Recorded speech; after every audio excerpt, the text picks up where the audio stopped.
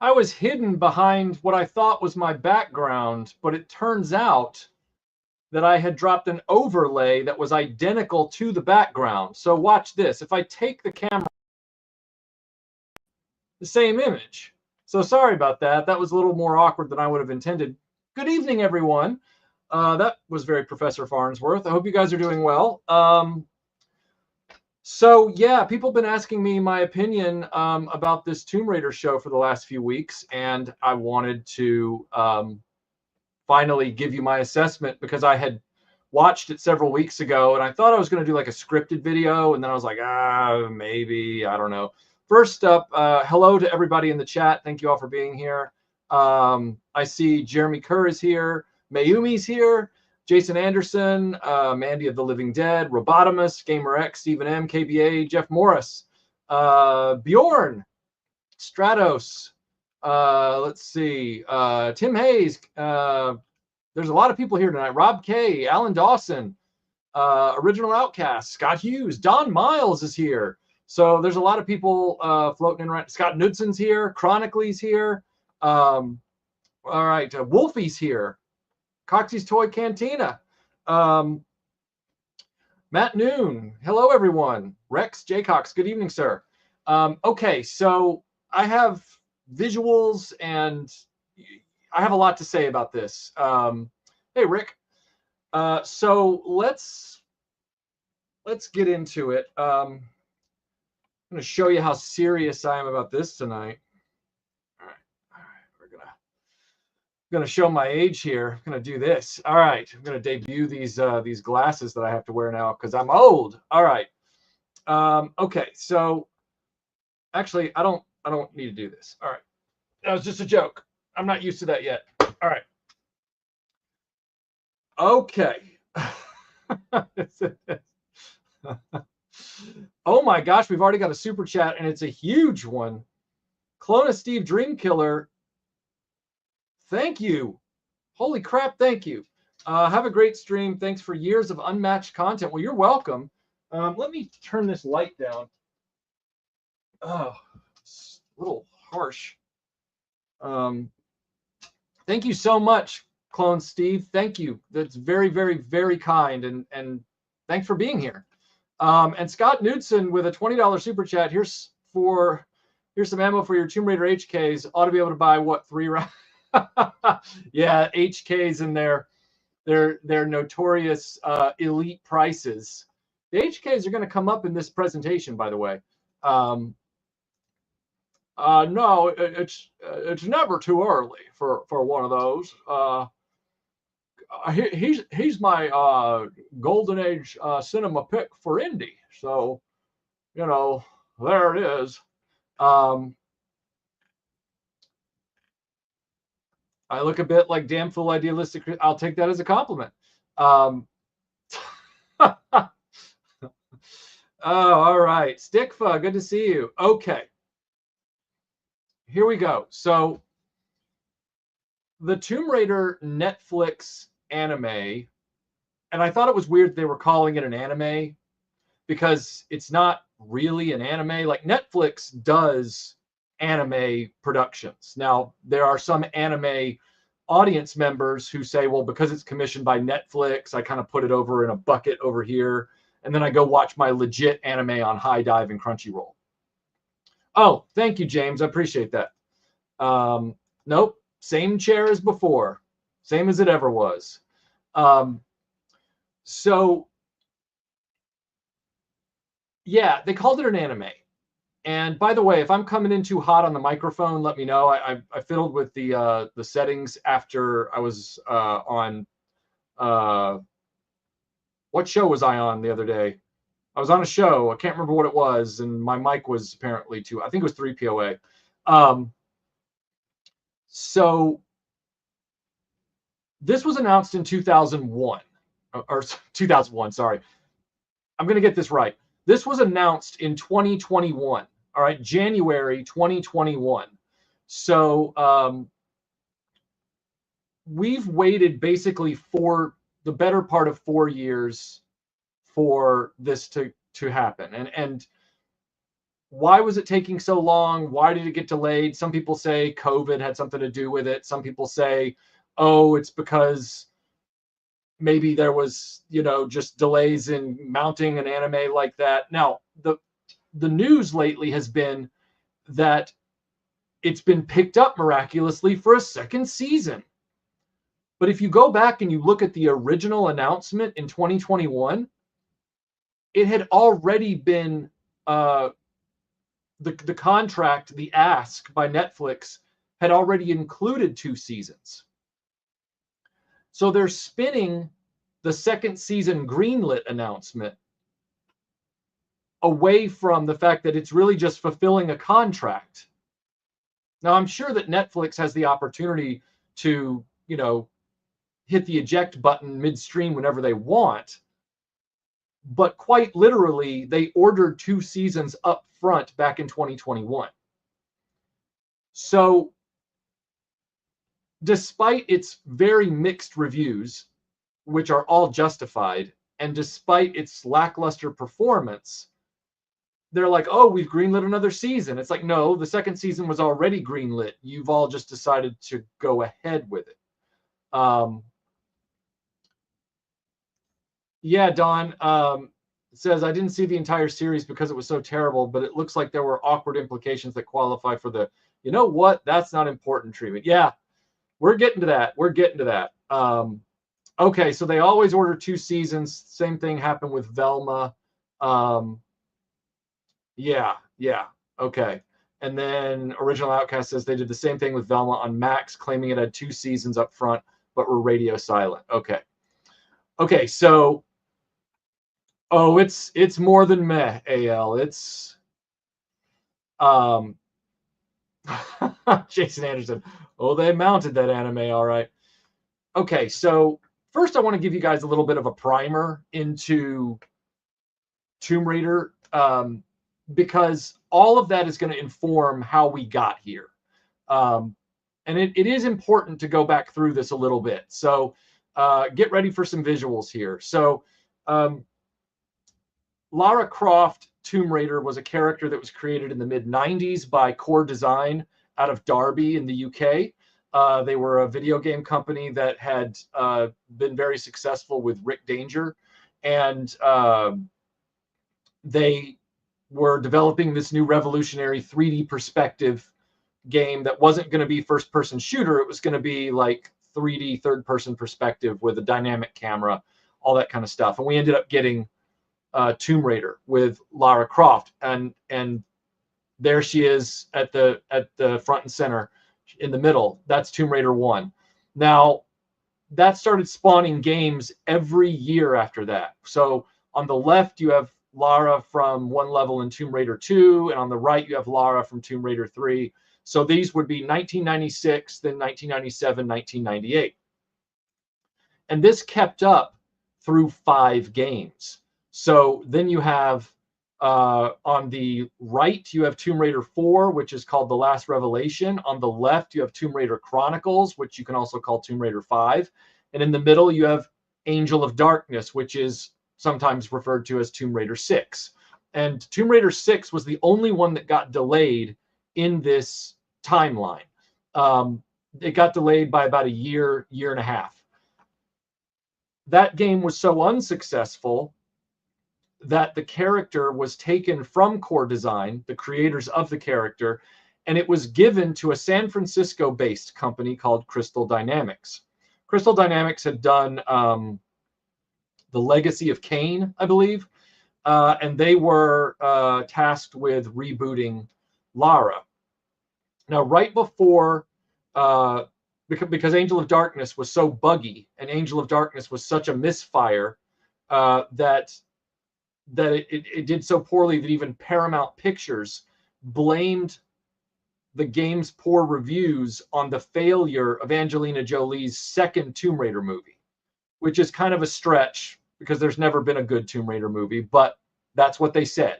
So that might have also prompted Eidos, which were the owners of Core Design and Crystal Dynamics, to take the character and move it over to this San Francisco-based company. Once that happened, they started working on the next Tomb Raider game. Now, in the background, I just mentioned the Angelina Jolie films. So you have the Angelina Jolie films coming out in 2001 and 2003. 2003 being the year of Angel of Darkness's release. 2001 was the year after, I believe, Chronicles release. Tomb Raider Chronicles, aka Tomb Raider 5, would have been released like that Christmas, and then that next summer, this movie.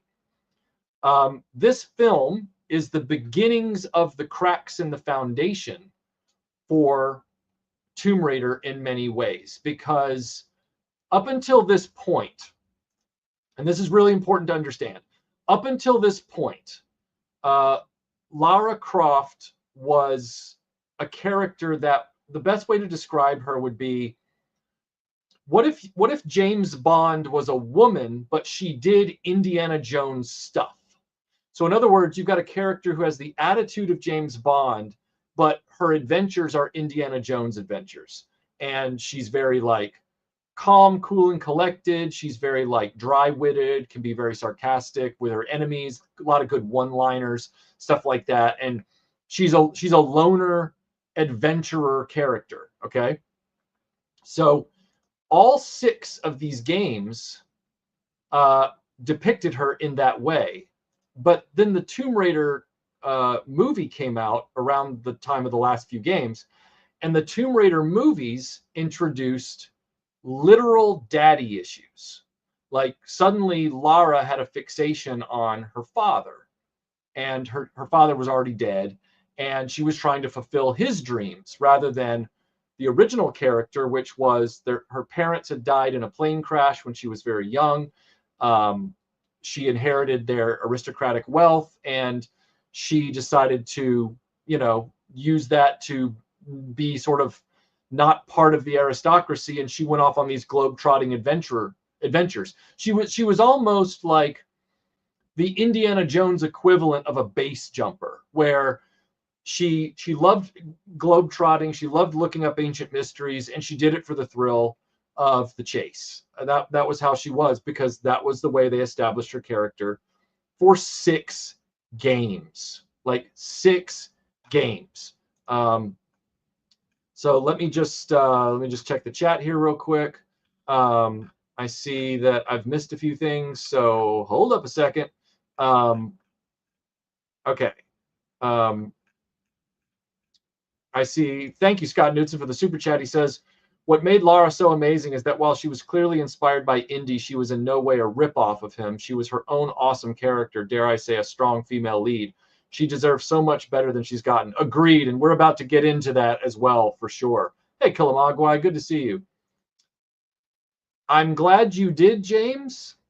I actually think the second one is the strongest Tomb Raider film that's ever come out. That's not saying much, because I don't think there's been a great Tomb Raider film, but your mileage varies. Well, I'm glad it gives you the feels, because the history is the only thing that are going to give us the feels. Everything else is just going to be ugly.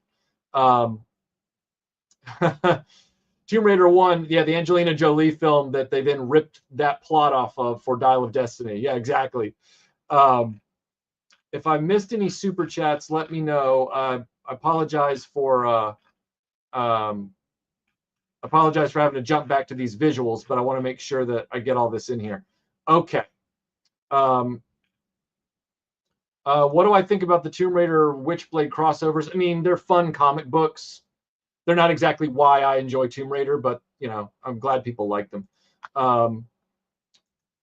Okay, so Crystal Dynamics then owns the character. Now, that is officially after the last Tomb Raider movie from Angelina Jolie has gone through theaters, flopped, and we've moved on. So Tomb Raider Cradle of Life with Angelina Jolie flops, and we move on to the Crystal Dynamics era. Now, the Crystal Dynamics era starts with Tomb Raider Legend. And suddenly Lara looks like she's about to go clubbing with Britney Spears on Sunset Boulevard on a Friday night. So a lot of us legacy Tomb Raider fans were kind of like, oh, all right, well, this new company is clearly like dialing Lara up to 12 out of 10 in the, costuming department. And they're really taking the glamour of Tomb Raider to the next level. And they did. But in the background, they kept the parental issues front and center. This time, it was about her mom. So now it wasn't daddy issues, it was mommy issues. And so by the very end of Tomb Raider Legend, this whole adventure has been about her trying to find her mother, who was sucked through some portal when she was a child in an ancient ruin. And so this is her at the end of the game with a friend who betrayed her saying, "Where is my mother?" and all that kind of stuff. So it was kind of a shocking sort of like glow up for the Tomb Raider franchise. Then you have sort of like a reimagining of the first game, which is the middle chapter, and then we end on Tomb Raider Underworld, which is an ending of this trilogy where her search for her mother finally culminates in trying to find Thor's hammer. And the first game, Tomb Raider Legend, was about trying to find Excalibur. The second game was a remake of the original game, which was the search for Atlantis. And the third game is the search for Mjolnir. Tomb Raider Underworld was a beautiful game, looked great. And again, Lara's Baywatch level sex appeal was dialed up to 50 by Crystal Dynamics. And I keep saying that because that's about to become an important plot point here, okay? Like, just soak it in, because we're going to come back to this in a minute. So these games do relatively well. They still follow the pattern of, and this is, you ever heard of the Star Trek movie curse, where it's like the even-numbered ones are the good ones and the odd-numbered ones are considered the less stellar ones, the mid ones, whatever. With Tomb Raider, it always seems like the games always looked great and revolutionary for their time. But in their little runs, in their little eras, the better the games got within that sub-trilogy, the worse, the better looking the games got, the worse the games actually ended up being. Or I shouldn't say worse, but like, so for example, Tomb Raider 3 obviously made the most enhancements compared to Tomb Raider 1. But Tomb Raider 3, in my estimation, was the lackluster entry in that trilogy, story-wise, everything else. Angel of Darkness was definitely the middling sibling of that trilogy of games, even though it was the best looking because it was a next-gen PlayStation 2 Pentium whatever title. And then you have this trilogy from Crystal Dynamics, where Legend sold really well, but compared to the way Underworld looked, Legend couldn't compete in the graphics department. But Underworld was a mixed bag as far as play control, bugs, and just general popularity with game buyers. And this will continue on. So let me just check the chat real quick. Oh, thank you, Darth. I will consider that. I will. Well, fortunately, Underworld isn't that expensive on the secondhand market. So I would agree with you, KB. I was just simply referring to this, the fashion that they put her in at the time, which was very reminiscent of 20-something women's clubbing clothes, if that makes any sense. Okay, so they decided, sorry, Lester has a question. What would you often anticipate with each new Tomb Raider installment? What would I often anticipate? I'm not really sure what you mean by the question, but I'm always just hoping for a better story, meaning like another great adventure.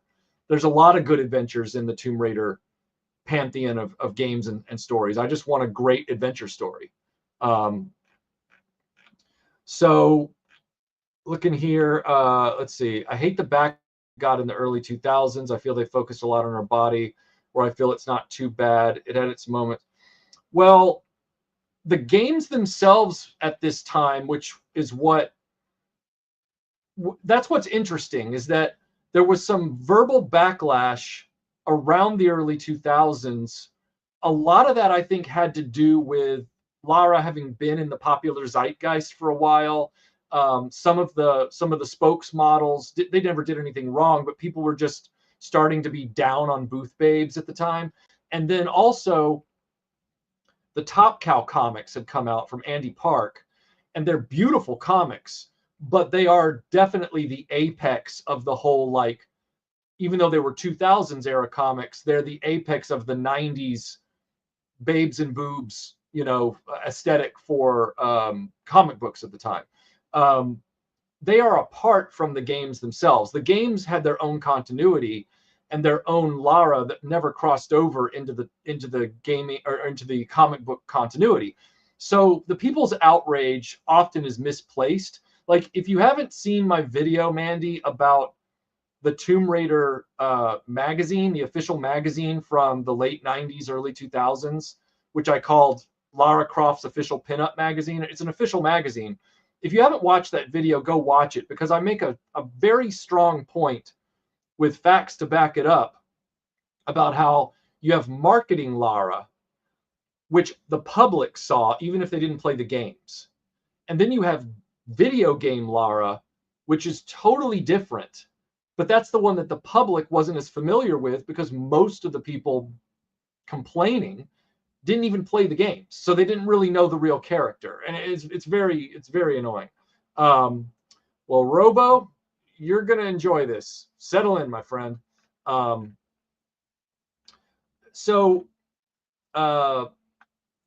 Okay, now Crystal Dynamics is now out of their first trilogy, which was largely successful enough. Legend was a huge success. So this one here, Tomb Raider Legend, was a massive success. The middle game was very good, but for some reason, nobody really bought it. It's one of my favorites, Tomb Raider Anniversary. If you haven't played it, highly recommend it. It's a reimagining of the original. But Legend was the runaway hit. And then Underworld did respectably well, and it's a beautiful game. It just has a few quirks, not Angel of Darkness level quirks, but beautiful graphics. It's a great game, but it kind of gets lost in the shuffle. Well, at that point, the backlash that Mandy was referring to suddenly became internal. And without warning, Crystal Dynamics internally decided, well, we're not comfortable with the original character anymore. I don't know why. They just had this seismic shift. And what's weird about it is it's not predicated on a staff turnover. There are people at Crystal Dynamics right now who are still in charge of Tomb Raider, who were in charge all the way back during Legend and Underworld. And they're the ones that shepherded Lara into this new phase that we're about to get into, where they were uncomfortable with the character. And they started making overtures about how all of this was Core Design's fault with the original games. Even though, if we're speaking objectively, the people that glowed up and sexied up Lara the most were Crystal Dynamics themselves with Legend, Anniversary, and Underworld. But now they're trying to do the whole like Men in Black neuralizer thing, where they get you to forget that they were like the ones behind those games. Now, keep in mind, I don't have a problem with any of these games as far as that's concerned. Like, she was a really cool character, and there was no reason to change her up. And I'm about to get into why in a minute. But they started having problems with her from an internal official perspective, and they started changing their language about it. And it was really unfortunate, because it made no sense. I'm about to get into that, Acrimon, you gotta wait for the preamble to get done. All right, we got to set this up. KBA, thank you for the super chat. He says early 2000s Lara would go clubbing with Kylie for the Kylie. I agree on that one. Oh, thank you, Scott. That's very kind. I'm very proud of that video. Jason Anderson, thank you for the super chat. I heard someone say Kylie. Thanks, man. Okay. Okay, so we are now in this era. It's between 2008 and 2013. So the next game is going to come out in 2013, and Crystal Dynamics is saying, hey, we're going to take Lara back to an origin story to explain how she became the Tomb Raider, which was kind of odd because we thought, well, we've already seen that in the beginning of Tomb Raider 4, because in the beginning of Tomb Raider 4, they show Lara in the opening level. You play as her as more of like a teenager on her first archaeological dig. But we thought, okay, they kind of changed up the mythology with legend a little bit, because Lara was a solitary character. And like we established, she was like a James Bond attitude character, but did Indiana Jones stuff. So Lara was always doing her own thing. She didn't need a team, much in the same way that while Indiana Jones has his friends who help him out occasionally, up until Last Crusade, well, I guess really he's not even as much of a loner as Lara is, but he finds himself in situations where he has to get out of stuff by himself all the time. That's Lara 100% of the time in the first 6 games. Naturally, because it's a video game. However, video games had advanced to a point and time had moved on that by the time they did Legend, they started adding in a little bit of a Scooby Gang to this whole thing. You were still Lara throughout the whole game as the player, but now she was almost like Batman talking to Oracle, where she had somebody that was always at a computer system helping her out in the cutscenes and a little bit of gameplay stuff, which was introduced in the Angelina Jolie films, because in the Jolie films they didn't feel confident enough or didn't think it would be interesting enough to have a solitary character carry a movie like because if Lara was going to carry a movie like that, she would have to almost be like Rambo, which I actually think would be awesome. And that's going to be coincidental in a minute. But they started giving her like this kind of staff, this kind of like cast of other characters that were in the background that became side players. So we get to Crystal Dynamics now working on this, and they're saying you're going to see a very different Lara in this first rebooted game. But this is the story of how she became the Tomb Raider. That's what they were saying, okay? But we're going to change up her look a lot because, and then they start making those overtures about how Lara can't be in the short shorts anymore, and she can't wear the tank top anymore, and she can't look a certain way anymore. They were starting to like try and compare her to like Baywatch, which is annoying. And here's why. Because when I used to write for the Raider.net, I would write articles about Indiana Jones, and I would write articles about Indiana Jones and Tomb Raider and stuff like that, and the adventure genre. And I remember when I was writing my very first article about that in the late 90s, some of the backlash was already happening where they were saying Lara wasn't a realistic character. Well, no Indiana Jones character is totally realistic, but they were referring to her appearance. And a lot of her appearance had to do with the primitive graphics of the time. But some of her appearance was unfairly critiqued. And what I said at the time and what I'm going to say now is Lara was being developed in like 94, 95. Her outfit is just a primitive polygonal version of what outdoor wear for women in the mid-90s looked like. And I can prove it because there's this character called Ellie Sattler. Now, I'm not about to sit here and compare, Lara and Laura Dern. So like, meaning as women, I'm talking about the clothes. You have, in 1993, you have a major character in an action adventure movie in the 90s wearing brown hiking boots with white socks. She's got khaki shorts on, and she's got a blue crew neck tank top on. Who does that sound like in a more idealized, romanticized video game version and then packing dual pistols.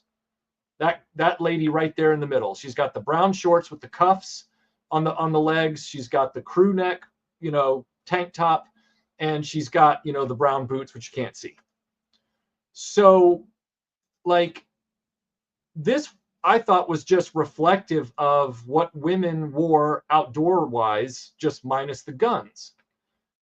Nobody was really talking about that at the time. And I kept introducing it into the conversation when I would write these articles, and people would kind of pick up on it. They'd be like, oh yeah, like that's just 90s fashion, 90s outdoor fashion for women. Keith Knight is here. Good to see you, sir. So they said, well, we have to get past that. Crystal Dynamics was like, we have to get past that because it's just not, it won't fly anymore. And I'm like, what do you mean it won't fly? I am connected with a very, very large pie slice of the Tomb Raider fan community online via various social media portals. My social media feeds are just jammed with Tomb Raider personalities, Tomb Raider artists, Tomb Raider writers, all kinds of stuff, both fan and professional, people who've actually worked on the games, and people who are like fans who were just really good at what they did, and some of them ended up working on the games because of how good they were at it. I'm just going to say this briefly because I think it's funny, and this is in no way attempting to start a political conversation, okay? This is just basic facts, all right? Tomb Raider, Lara Croft, has a massive female following going all the way back to the 90s, and a massive gay and lesbian following. That is firsthand, like, observed and irrefutable. They love classic Lara. Love classic Lara. In fact, they're some of the loudest voices to bring her back because they don't like what Crystal Dynamics is presently doing with the character, which we're going to get into with this Netflix show. And I appreciate all your patience on this preamble.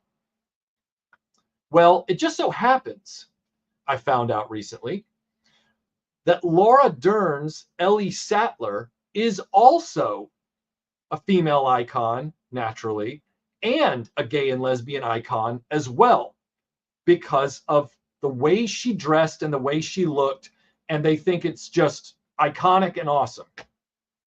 So my question is, who's really upset about classic Lara to the extent that she's about to change up, as you're about to see? I, at this point, don't know. I can't put my finger on who that is. There are people that I've seen who kind of toe that line, the Crystal Dynamics messaging line, but they're very few and far between, and they're just very loud, and they're also like kind of they're kind of weirdos. Like, they're, the lion's share of Tomb Raider fandom loves classic Lara, even if they like some of these new games I'm about to show you. I liked them, like, as video games and stuff like that. Like, I'm about to tell you, these games themselves, not all of them are disasters, but they have foundational issues, which I'll get into. But these people also don't necessarily have a problem with everything regarding where the franchise has gone, but they have major problems with things like the Netflix show and some other stuff. So I'm trying to figure out who's really the one with the problem, because it's not the fan base, which is highly diverse in all aspects. So just pointing that out. So Iron Rex says the history of the fall of Lara 90 to 20, we'd say 96 to 2011, reminds me of what happened to Blood Rain. The people who criticized Rain never played the games and did not know the real one. My condolences and respect. Thank you so much for that intel. I obviously know Blood Rain as a video game series, but I wasn't aware of that happening in the background. So clearly there's a mirroring effect there with the Lara backlash, which is really too bad. Okay. Wait, are you telling me women don't accessorize with dual pistols? um, yeah, exactly. Baffled buffoon. Like when you ignore people like Vicky Arnold, who was instrumental at core design with Lara, it's crazy. Um, so they said this is going to show you, these new games are going to show you how Lara, or let me back up. I misspoke. They said this new game is going to tell the origin story of Lara and how she became the Tomb Raider. And then we're going to move into the Tomb Raider that you remember. Like, in other words, we're going to get right back into the classic games after reestablishing her origin. All right. What's that going to look like? Well, the first images came out and it looked like this. Now, everybody at the time was like, oh my God, they're jumping on the Hunger Games bandwagon, which is probably true.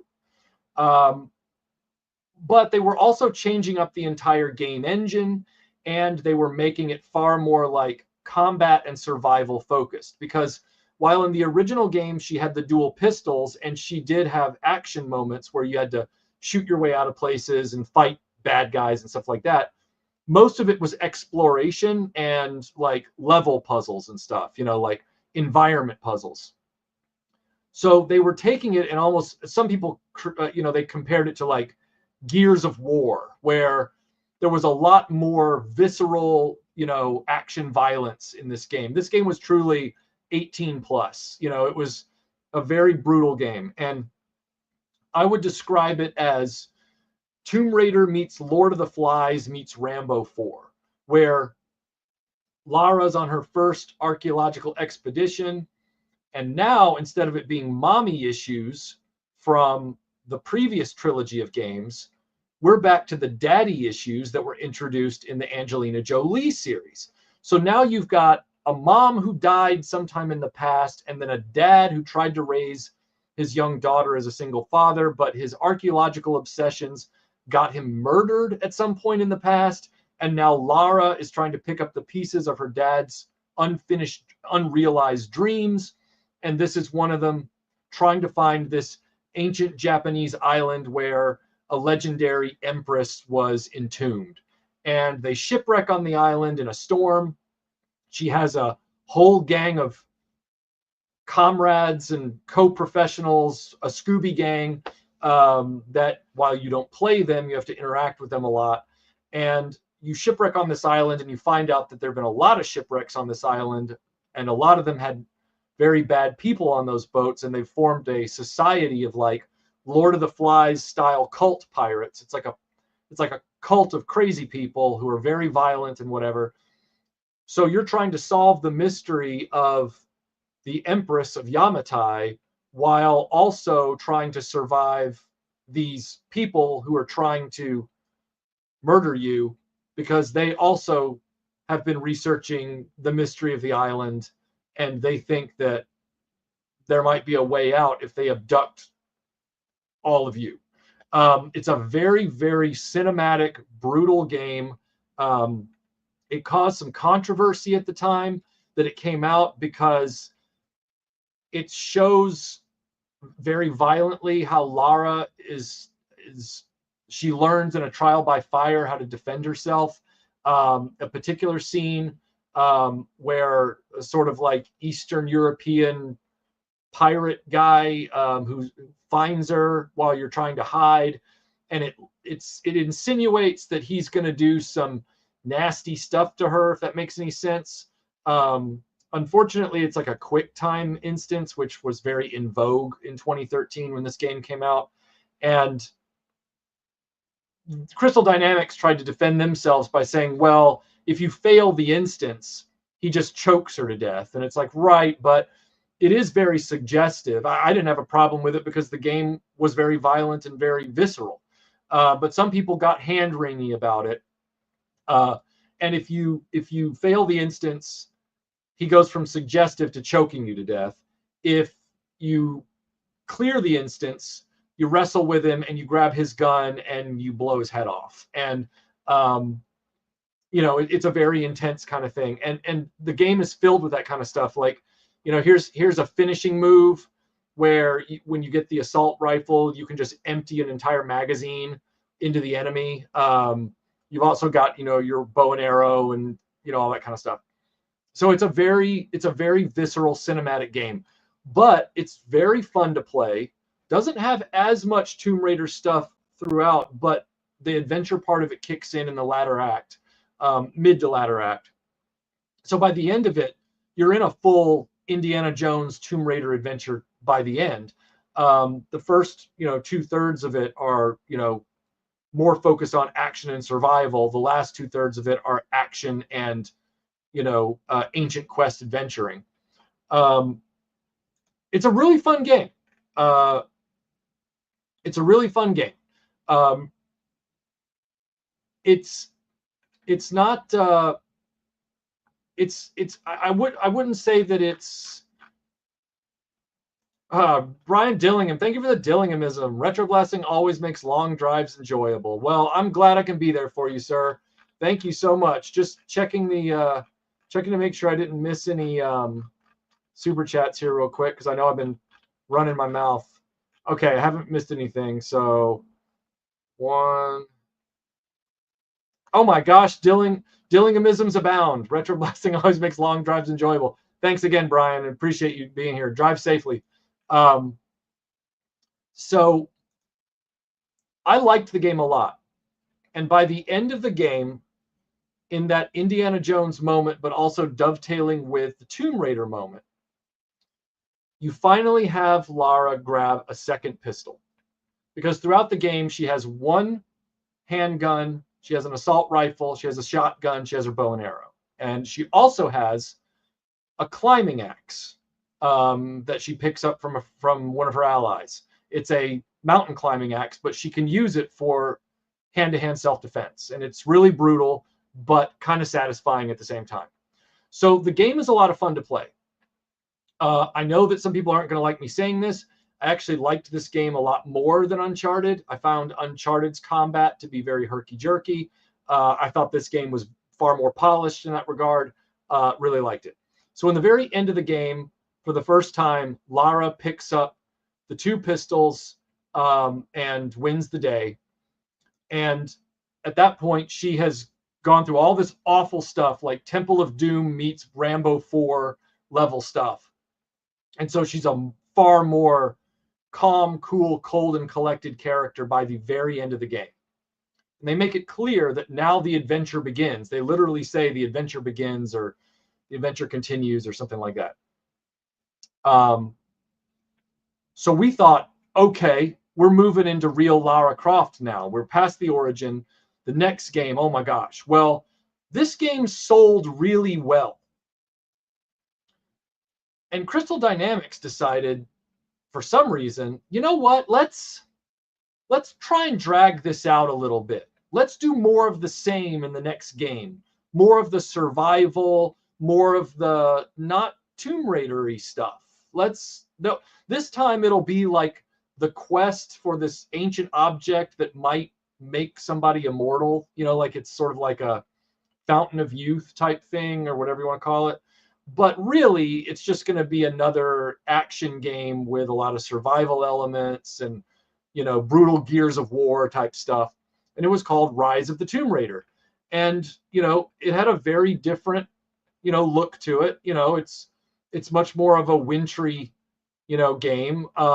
But the gameplay itself was somewhat similar, sneaking around, stealth, taking people out, in a clandestine fashion. The graphics had really improved. Very immersive game, but also very much a companion piece to the last one. And so you're going, now wait a second, Crystal. I thought we were getting on to the classic Lara at this point, and you guys are still futzing around with this whole survivor concept, I guess, to like milk more money out of the game buying public. You marketed it as an origin. It was successful, but now you're betraying that promise by dragging this out a little further. Was the game playable and fun? Yes. Is that ultimately what matters? Maybe. But when you have an iconic character like Lara, that can only matter for so long before the audience that you've built up over several decades is going to start getting mad. As Uncle Buck said, I'm getting mad, Bob. And that all came to a boil with the next game. But between the second game and the third game in the trilogy, we had a new Tomb Raider movie starring Alicia Vikander, and it was based on the very first reboot game. So this was based on the 2013 game. And it was based on it in a very slipshod, corner cut, lackluster way. It had some good sequences in it, but it wasn't enough to save it. The movie didn't really do all that well, but they had greenlit a sequel. But then MGM just let the clock run out. And so the sequel never happened because they let their option lapse. So clearly the movie didn't do well enough that they were really serious about the sequel they had unofficially greenlit, because there was one in play, but they weren't really doing much with it. So then Shadow of the Tomb Raider is announced. Stuff Hobbs, thank you for the kind super chat, sir. He says Uncharted was inspired by Tomb Raider, and then modern Tomb Raider was inspired by Uncharted. It's a cycle started by Indiana Jones and Pitfall, I guess. Yep. Thanks for what you do, and thank you for being here, and thank you so much for supporting the channel. Thank you very much. Mayumi says, I know this isn't part of the subject, but I love Ranma 1/2, but the new Netflix series lacks the music and feel. I'm not feeling Netflix remakes. Yeah, Netflix remakes and some of their original animations, like what we're about to get into. Around that time, a lot of video games adopted bows and arrows to their sequels. I'm not very sure why, but I feel like The Last of Us is the culprit here, not Hunger Games. That could very well be the case also. I won't deny that. And then, of course, it all culminates with Horizon, which I really love the Horizon games, but they leaned into that bow and arrow thing too. Assassin's Creed, Tomb Raider. Yes, very much so. Very much so. Let's see. You're going to make me replay it again. Good show. By the way, your transatlantic accent rivals the late Phil Hartman's. Oh, thanks, Kevin. I appreciate that. Here we're talking about Tomb Raider. Okay, so where are we? All right, so we're now moving on to the final game in this trilogy, which is called Shadow of the Tomb Raider. Remember what I said earlier. The better and better the games end up looking in these trilogies, these eras, these three game cycles, the last game always looks the best, but tends to be not as good as the previous games. And Shadow of the Tomb Raider really demonstrates that. They had moved the development of the games from Crystal Dynamics in San Fran at that point for this game to Crystal Dynamics Montreal. And we ended up with the final act in this Survivor trilogy. Once again, Lara is not given her dual pistols. Once again, she's got her bow and arrow, her climbing axes, one pistol, maybe a shotgun, maybe a rifle, something like that. But they are still staying far away from the original character and betraying the promise that they had marketed this original 2013 game to have been. So they have now extended that origin story out for 2 extra games. Shadow of the Tomb Raider was visually stunning, but it was unfortunately mired by a very on-rails feel, even though it tried to disguise itself as open world. And there was just a lot of on-rails gameplay, milling about in crowds, like in this issue, talking to people with long conversations, and I'm not saying that the graphics themselves weren't impressive, but the game itself was kind of a snorer. You had, them trying to dial up the Rambo stuff even further, where she had like a big Bowie knife that she had made, out of like an airplane propeller, very a la Rambo 4, and then turns around and she can now cover herself in mud a la Rambo 2 to hide from the enemy before she dispatches them. The violence was dialed up, even further, but the gameplay wasn't as interesting. It just wasn't the game that the original Tomb Raider 2013 had been. 2013, it felt like you were far more. This is the 2013 game. You felt like you were far more in control of the action, whereas here, I remember a time playing that game because I've played all the games day and date since 1996, and I remember, I got myself covered in mud and then hid in one of these like viney walls, just like Rambo 2, and I killed a guy, and then you just wait, and as you wait, the characters all just come around the corner looking, huh? The next guy comes around saying, what did I hear something? And you just kill him and then you go back. The next guy comes. I literally had like 8 dead guards in front of me in a big pile, and I didn't have to do anything. There was like no strategy. The guards were just, the AI for the guards was that dumb in this game. And then everything else can be very slow. I'm over talking it. It was a game that had massive mixed reviews, and it didn't really do all that well. So at this point, that was 2018. So we're now 6 years out from that game, and there hasn't been another one. And in the background, a lot of people were very disappointed by the fact that they had stretched out this origin story for this long. Well, they had claimed right around the time that Shadow of the Tomb Raider launched in stores and on Steam, they had said that, well, now our plan is going to be to unify all of these timelines. So we're going to unify the original core design 6 games character with the Legend Underworld character and then this Survivor character, and we're going to make them all one character, and it's going to be this character. Now, you might think, oh, well, she's got the dual pistols, and I know you can't see it in the painting, but she's also got the climbing axe, and she's got the necklace from the Survivor trilogy, and she's got the more modern sort of like backpack that you could argue is from Legend and Underworld. So she's got like all these different elements. The problem was the character herself had been hobbled by the end of the Survivor trilogy. All 3 games are daddy issues. She's very maudlin. She's not a very pleasant person. And I don't mean that like the original Lara was like tough as nails and cool, but she was also like, somebody that you didn't think was a drag. She was also somebody that she was ruthless, but she didn't do the wrong things. Like Lara was always beating the bad guys to the punch, even though she wasn't necessarily like, a cozy, lovey-dovey type person, like Bond in many ways, where she's doing stuff, but it's always for the benefit of the greater good rather than, for the benefit of ruthless mercenary, exploits. Although there's some of that in there, but that's more of just a personal motivation. This Lara, she's always mopey. She's always dragging the scenes down. She's not in the first 2013 Survivor game. That makes sense. She's going on a journey, and by the end of that game, the last act, you're like, yeah, this all makes sense because this situation's dire. But when they're resetting her constantly from that point in Rise and Shadow, it gets a little old. It's getting thin, Riggs. Like, this is thin.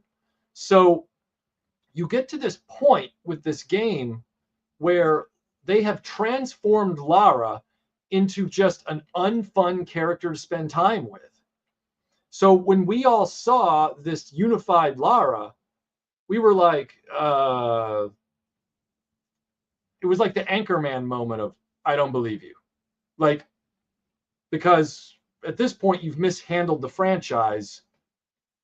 Are we really going to get something close to a classic Lara back? Because in the process of them developing the Survivor trilogy, they had also deleted her dual pistols. That was a big point of contention because her dual pistols are to Lara what the bullwhip and revolver are to Indiana Jones. They are her signature action defense weapon set piece. they are part of the character, just like Lone Ranger silver revolvers are part of the character. And it was the Angelina Jolie film, the original one, that had defined what those pistols were. So with some show and tell, with the extensive help of my good friend Scott Hughes, we were able to functionally replicate,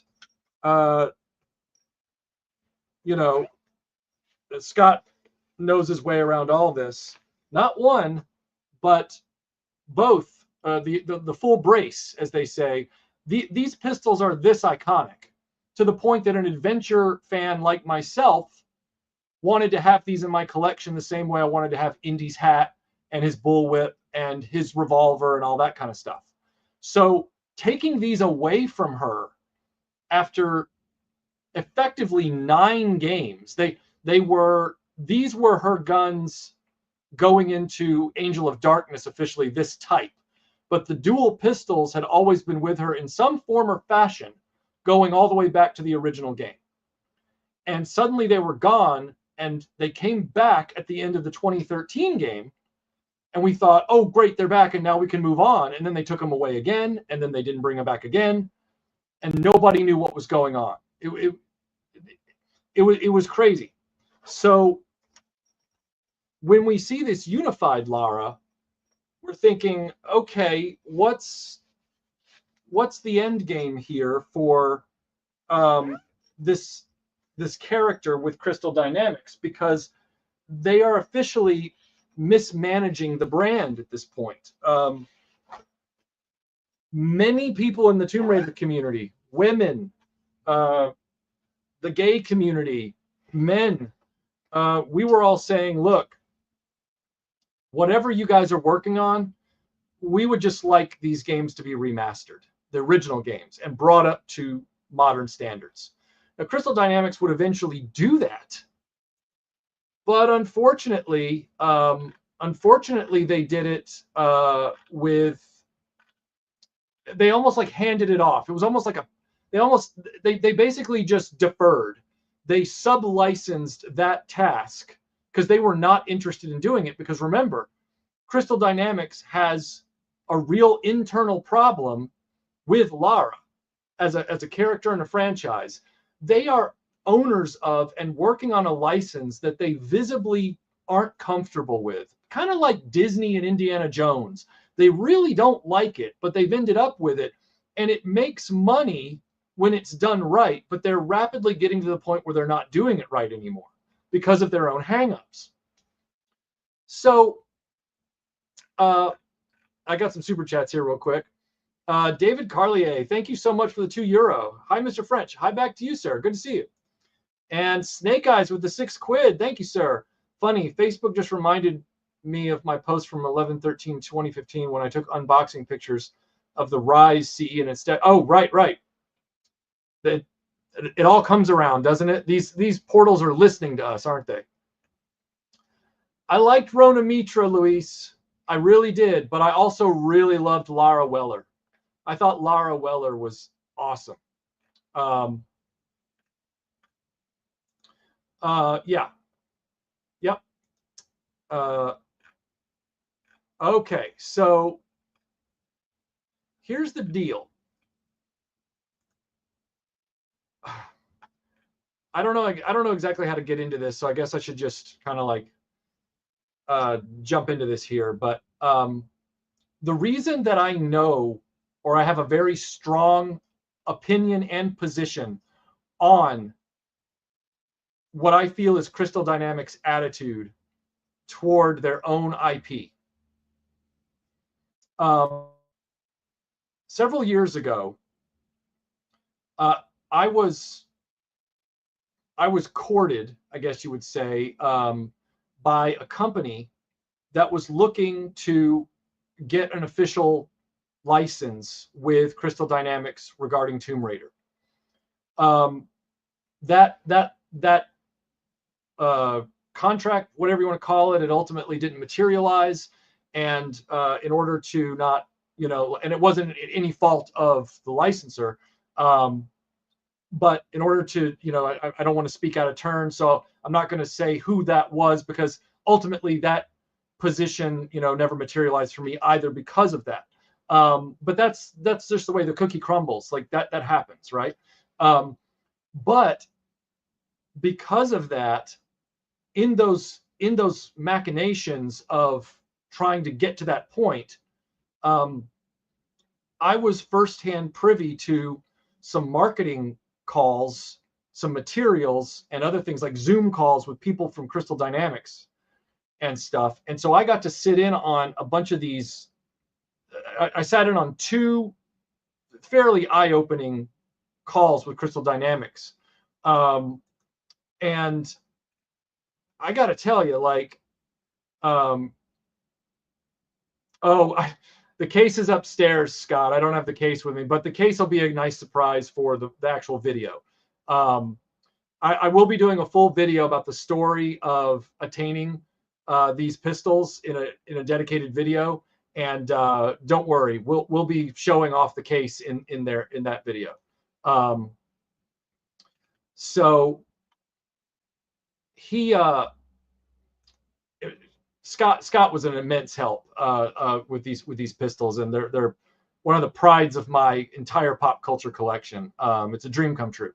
But sitting on those calls with people, from their story team and people from their marketing team and their PR and social media teams, you could see that, like, even just discussions about classic depictions of Lara, in other words, like these, which were ones they sublet to another company to remaster, and these, anything done by Core Design, and even the stuff they worked on, they were not interested to the level of kind of getting irritated. I saw their faces on camera, like certain personalities were irritated that we weren't interested in what they were calling their unified timeline, which isn't even out yet. Their unified timeline has not materialized. And some people were claiming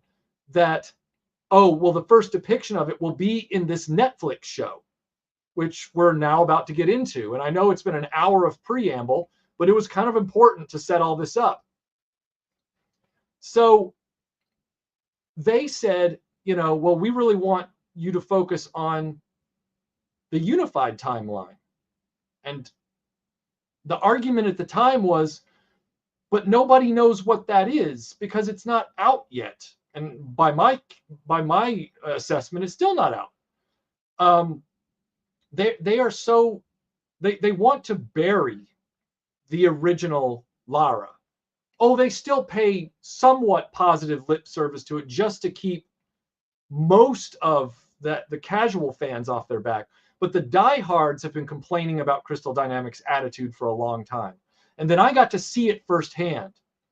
So I was like, oh, I'm seeing this in real time while they're talking at me, like, holy crap. So it's not fan hand wringing when they talk about Crystal Dynamics this way.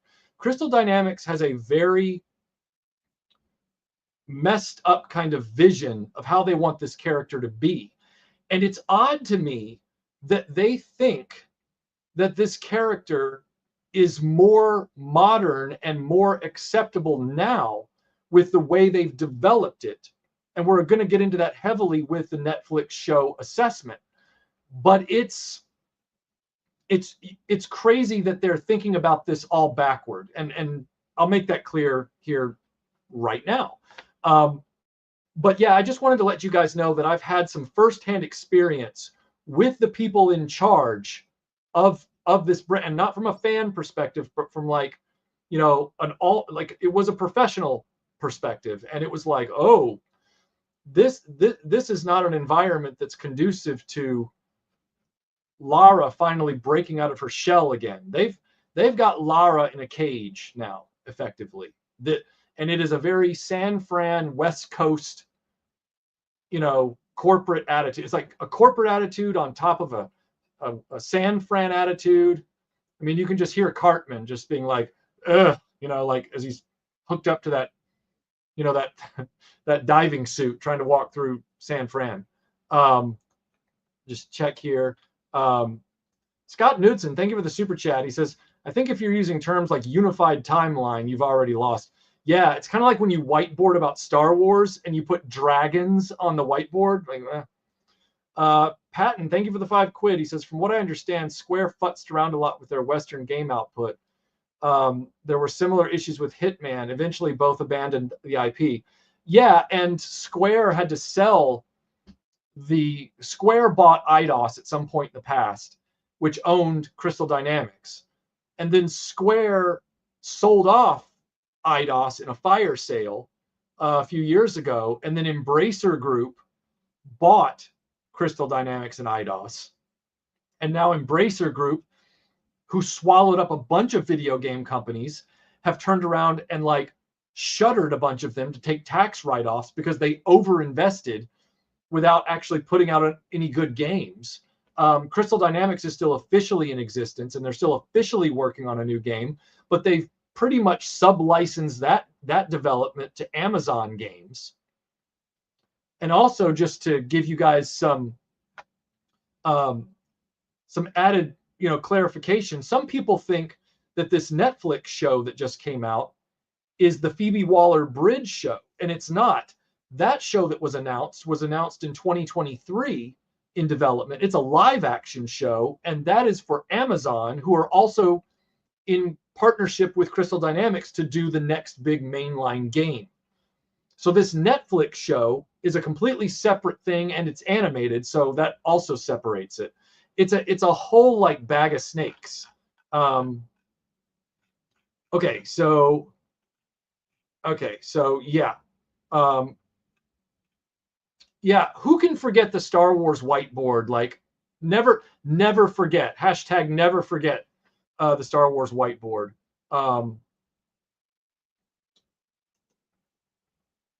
Yeah, yeah, exactly, Lewis. Yeah, exactly. Like that. It is a perfect. Yeah. So, and the funny part is, like I said earlier, if you didn't catch my earlier intel on that, as somebody who's been in the Tomb Raider community for 30 years, almost 28 years now,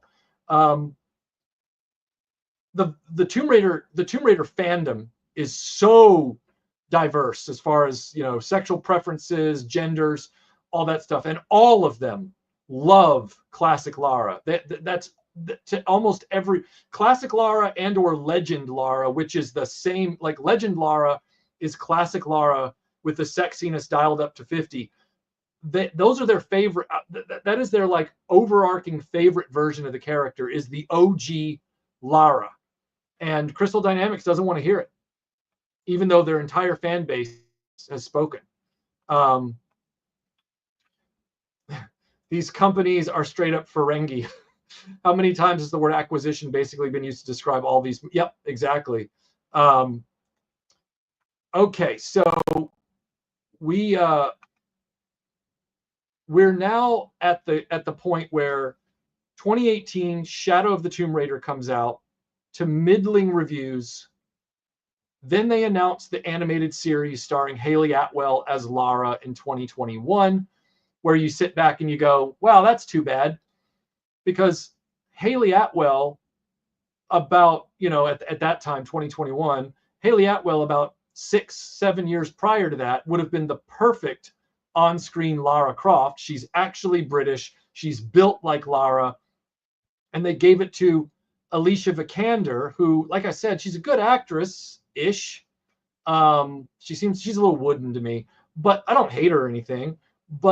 And then they put her in a movie where if they had stuck to the plot of the 2013 game, it could have been rather compelling.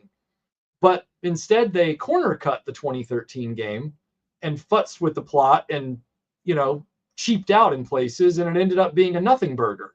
So they're just making bad decisions all the way around. So 2021, they announced this animated series, and they're saying, oh, this is going to be unified Lara. This is going to be this Lara. Well, we wait 3+ years for this thing to come out. And when it finally does, it's it's Survivor Lara all over again. It's set literally after Shadow of the Tomb Raider. It's still focusing on the daddy issues. It's still the Lara, with the bow and arrow, and I mean, she's got the climbing axe. I don't have a problem with the climbing axe. I actually think the climbing axe is a great addition to the character. I think it should be the dual pistols and the climbing axe. Get rid of the daddy issues. Get rid of, the Scooby Gang. Get rid of all the angsty trauma stuff, and add the climbing axe in there. And I think you've got yourself a winner. But and put her back in her classic outfit. But unfortunately, they haven't done that.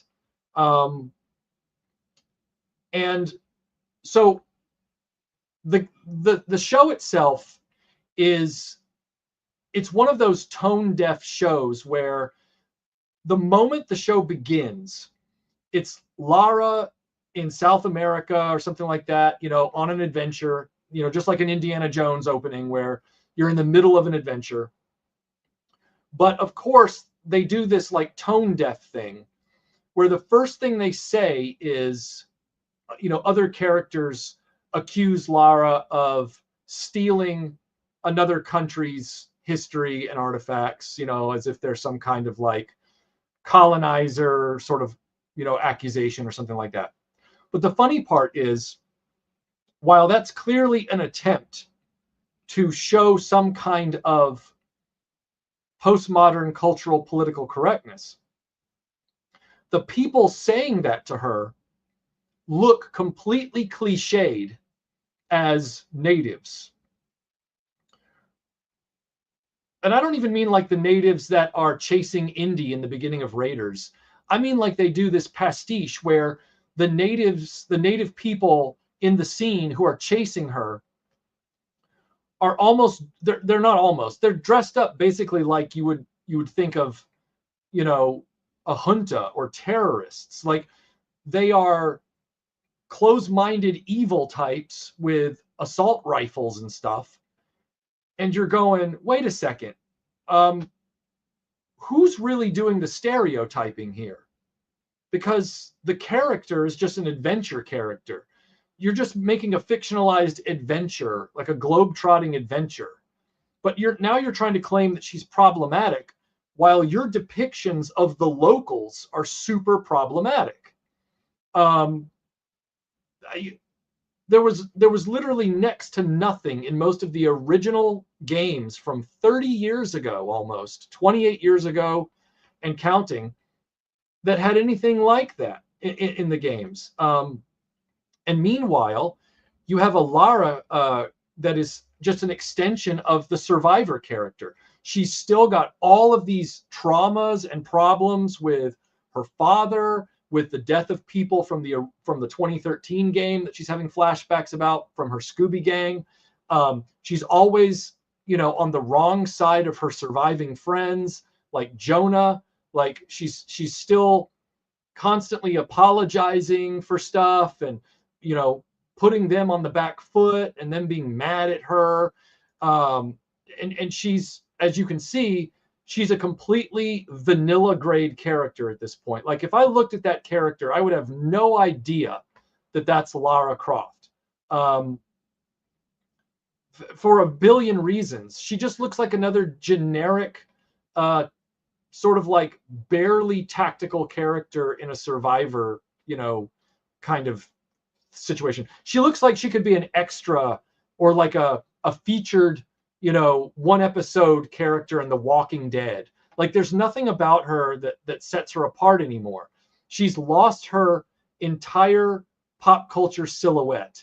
Like you can even go back in these games, when you look at this wallpaper, which was a 25th anniversary wallpaper they just did like, a year or two ago.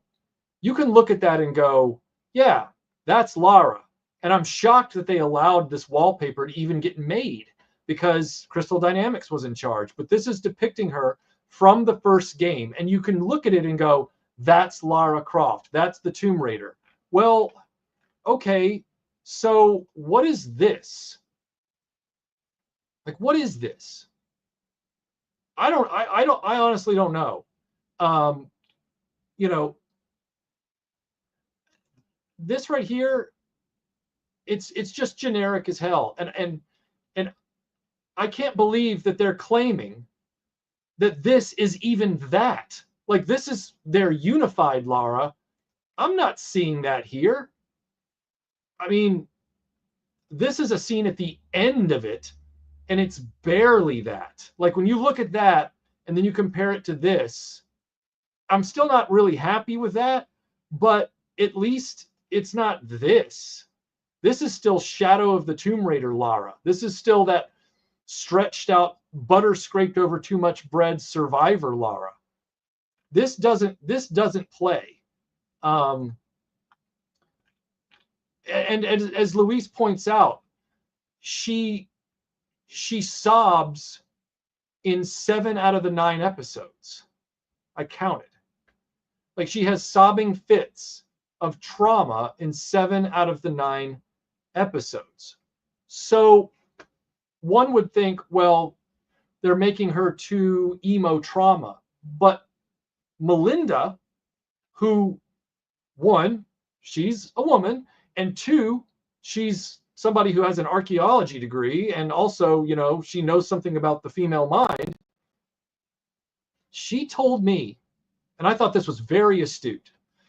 She told me, she said, so they're trying to give her trauma by making her obsessed with her dad, and they're trying to make her a stronger woman by making her obsessed with her dad and obsessed with this other male figure that died in her life. And they think the expression of trauma is sobbing and not being able to get yourself together and all that kind of stuff. And she goes, and they criticized the original Lara, the classic Lara, for being solitary, sort of distant, sort of cold, sarcastic. And she just kind of grinned and she said, isn't it interesting how the original games that they criticize at Crystal Dynamics that were done by Core Design, those original Core Design games that the Crystal Dynamics people say are so out of touch and so not with the times and so sexist and this and that and so male gaze and all this kind of stuff, how those games took a character and gave her a tragic backstory that's only sort of like mentioned in the paperwork of her parents having been killed in a plane crash when she was a child.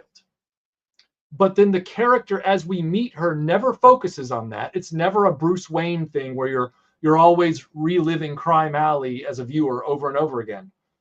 She is a distant character. She is a cold character. She is an adventure seeker. She's looking for that base jump thrill. She's kind of got a little bit of a death wish. She goes, that's trauma. That is what someone who goes through trauma ends up adopting as a persona. Someone who's been alone since they were young because of tragic circumstances, has had to survive on their own, who prefers to be alone and not in the company of people they can't relate to, and who keeps people at a distance and focuses on their obsessions. That's an accurate expression of trauma. And I was sitting there like, yeah, I mean, for my own life and a lot of other people, that's accurate. Isn't it interesting that this Crystal Dynamics West Coast company, the San Fran company, doesn't have a single idea about what real trauma would manifest as in an adult character like her? And that the Core Design character is far more dialed in and on the money with that, and infinitely more entertaining as a result.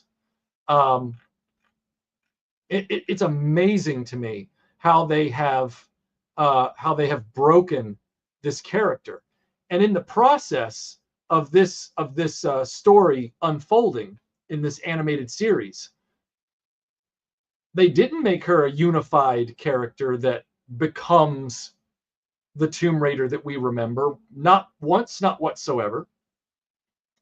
And at the same time, they've crippled her by having a slipshod plot that's totally forgettable, involving an evil guy who used to know her dad, because everything has to now be through the lens of her father, which is also something that the original games never worried about. That she was on her own doing her own thing. She was self-motivated, which actually, I don't know, that sounds kind of empowering. He's just in this generic plot where he's trying to get all these different stones or something like that he's going to like fuse together, and they're going to turn him into some sort of like god creature or something like that. That's not necessarily, it's not the worst plot in the world, but we've seen it before with other adventure shows and video games, and even within Tomb Raider itself. That's happened like a bazillion times. But what shocked me the most is that this was a Netflix adapted or Netflix greenlit animation. And yet it looked terrible. Like the frame rates in this show. That's a blurry photo. I didn't mean for that to happen. The frame rates and the character model of this show are laughable. Like, this is supposed to be, according to them, this is supposed to be a show for adults. This is like an animated series for adults. But the frame rates and the way the character models are designed, you'd swear you were watching an early 90s Fox Kids cartoon. Like, I swear that at times the frame rates are so bad that they can't get subtle character movements in there, and you will just see like staccato jump cuts for some of the characters in the background, just like because they don't have the budget for the frame rate. I swear at times I thought I was watching an episode of James Bond Jr. Like, it's that bad. Like, and when I say bad, I don't mean that James Bond Jr. was necessarily poorly animated at the time, but that's unacceptable for a higher budget Netflix commissioned animated show, when we've all seen how well some of the Netflix animated shows have done. And it makes me wonder if, knowing what I know about Crystal Dynamics, both firsthand and just from what everybody else has experienced, if they couldn't keep their hand out of the cookie jar and just let the animation team do what it wanted to do. Because can you really honestly say that this looks like an anime? This doesn't look like an anime. This looks like a really, really mediocre 90s cartoon. Like one of the ones you're not going to remember all that well when you grow up. Like that shot is okay, but that was one of their marketing shots. But a lot of these shots, the motion of the models isn't there, the detail in the models isn't there. It looks cheap. The show looks cheap. It actually looks, it almost looks like a work print half the time, like a previs. Like, some of the stuff looks like previs quality. Oh, hey, look, again, I'm not trying to throw shade at James Bond Jr. I'm just trying to give you an idea in your mind of what the animation flow, like the fluidity of the animation, looks like on this show. It looks like a 30-plus-year-old Fox Kids cartoon. Like, it's not. Yeah, Rob K has a great comparison. A frame rate like Archer. Yeah, which is funny because they've turned Lara into an archer, but a literal archer. But yeah, on this episode of Tomb Raider, the barista at Starbucks forgets Lara's extra foam in her lap. Yeah, it's very basic. Oh, no doubt about it, KVA. I'm not saying, again, I'm not comparing the quality of the stories. But here's the other thing.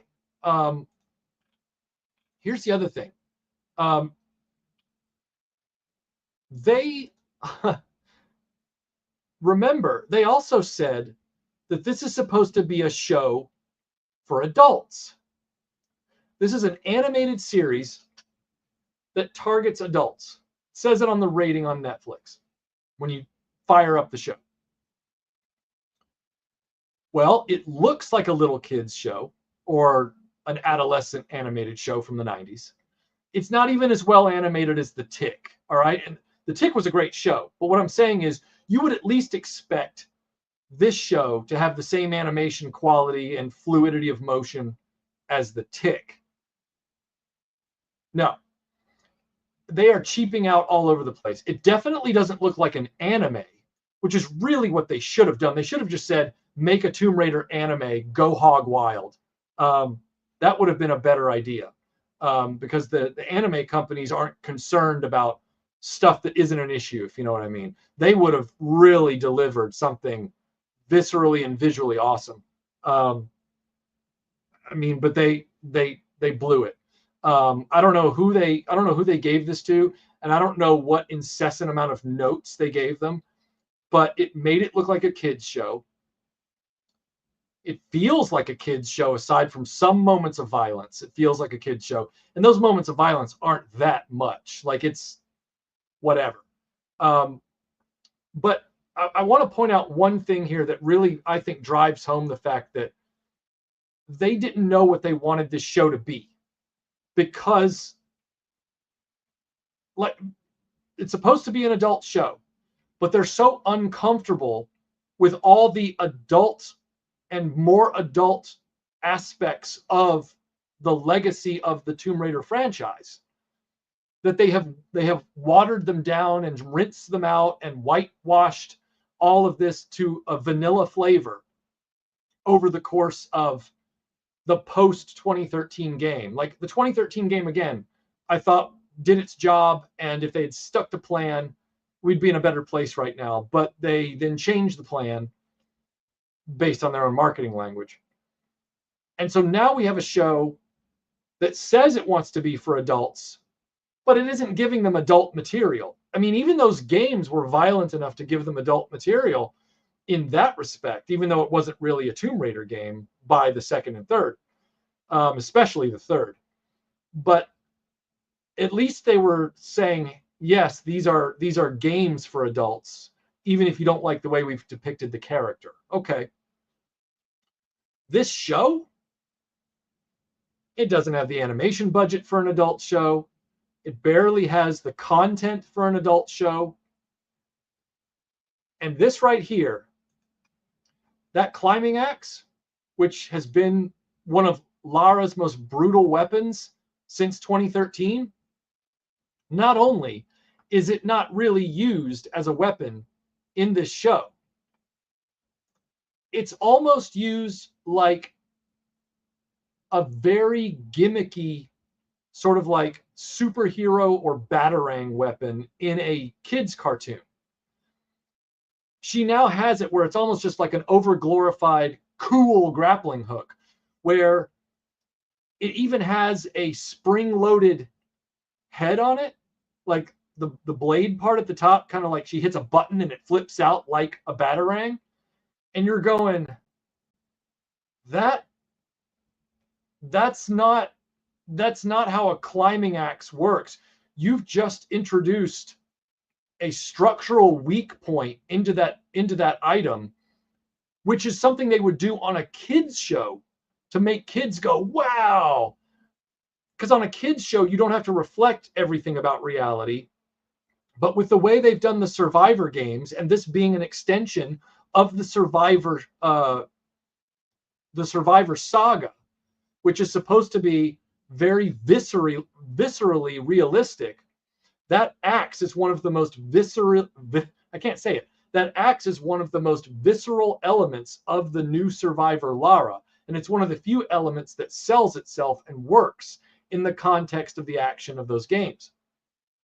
So to turn around in this show for adults and turn that into a kiddie gimmick is wild to me, because again, that's supposed to be a functional piece of kit that can not only take a person's head off, but it can also help her, stop a fall from the top of a mountain, and plummet, 40 stories to her death.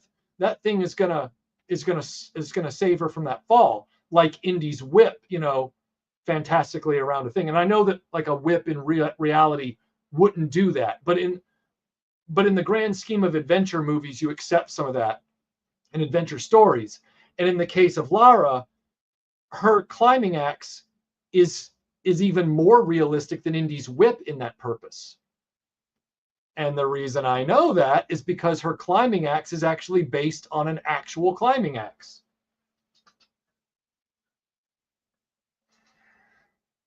This is the DMM Rebel. This is the actual climbing axe that it was modeled from for the games. This climbing axe is now very hard to find because that game was very popular. And then they used it in subsequent games, and they used it in the Alicia Vikander film.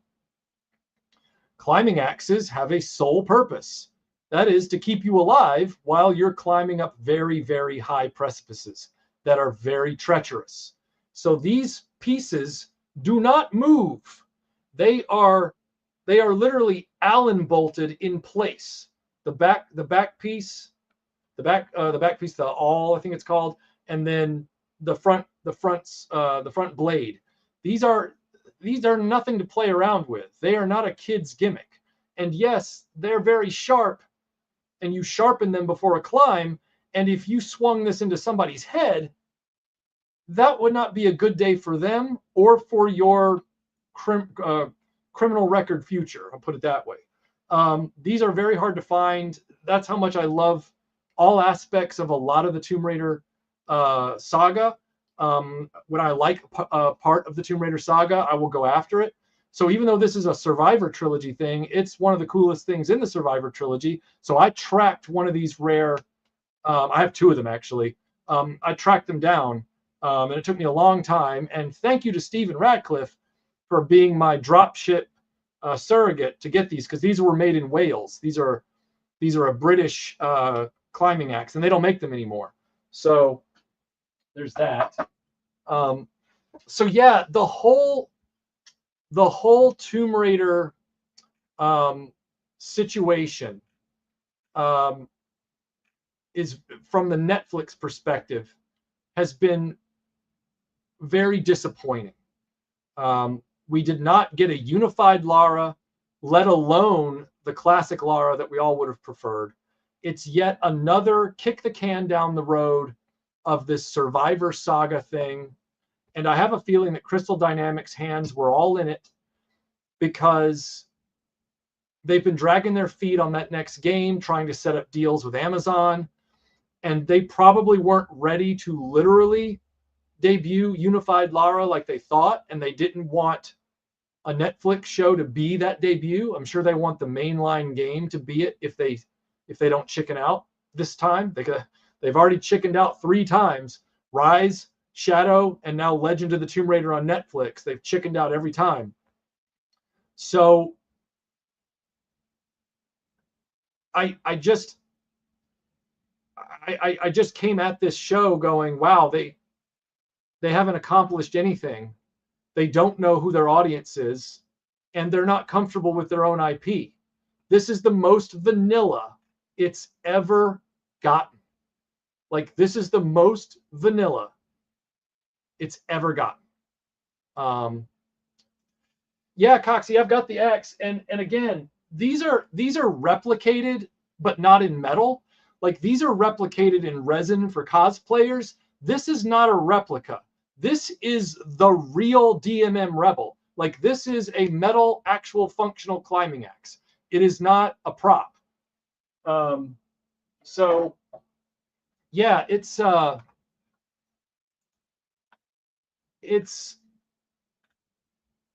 really crazy. Oh, thank you, Big M. I appreciate that a lot. Thank you so much. We won't stop, I promise. Well, I will.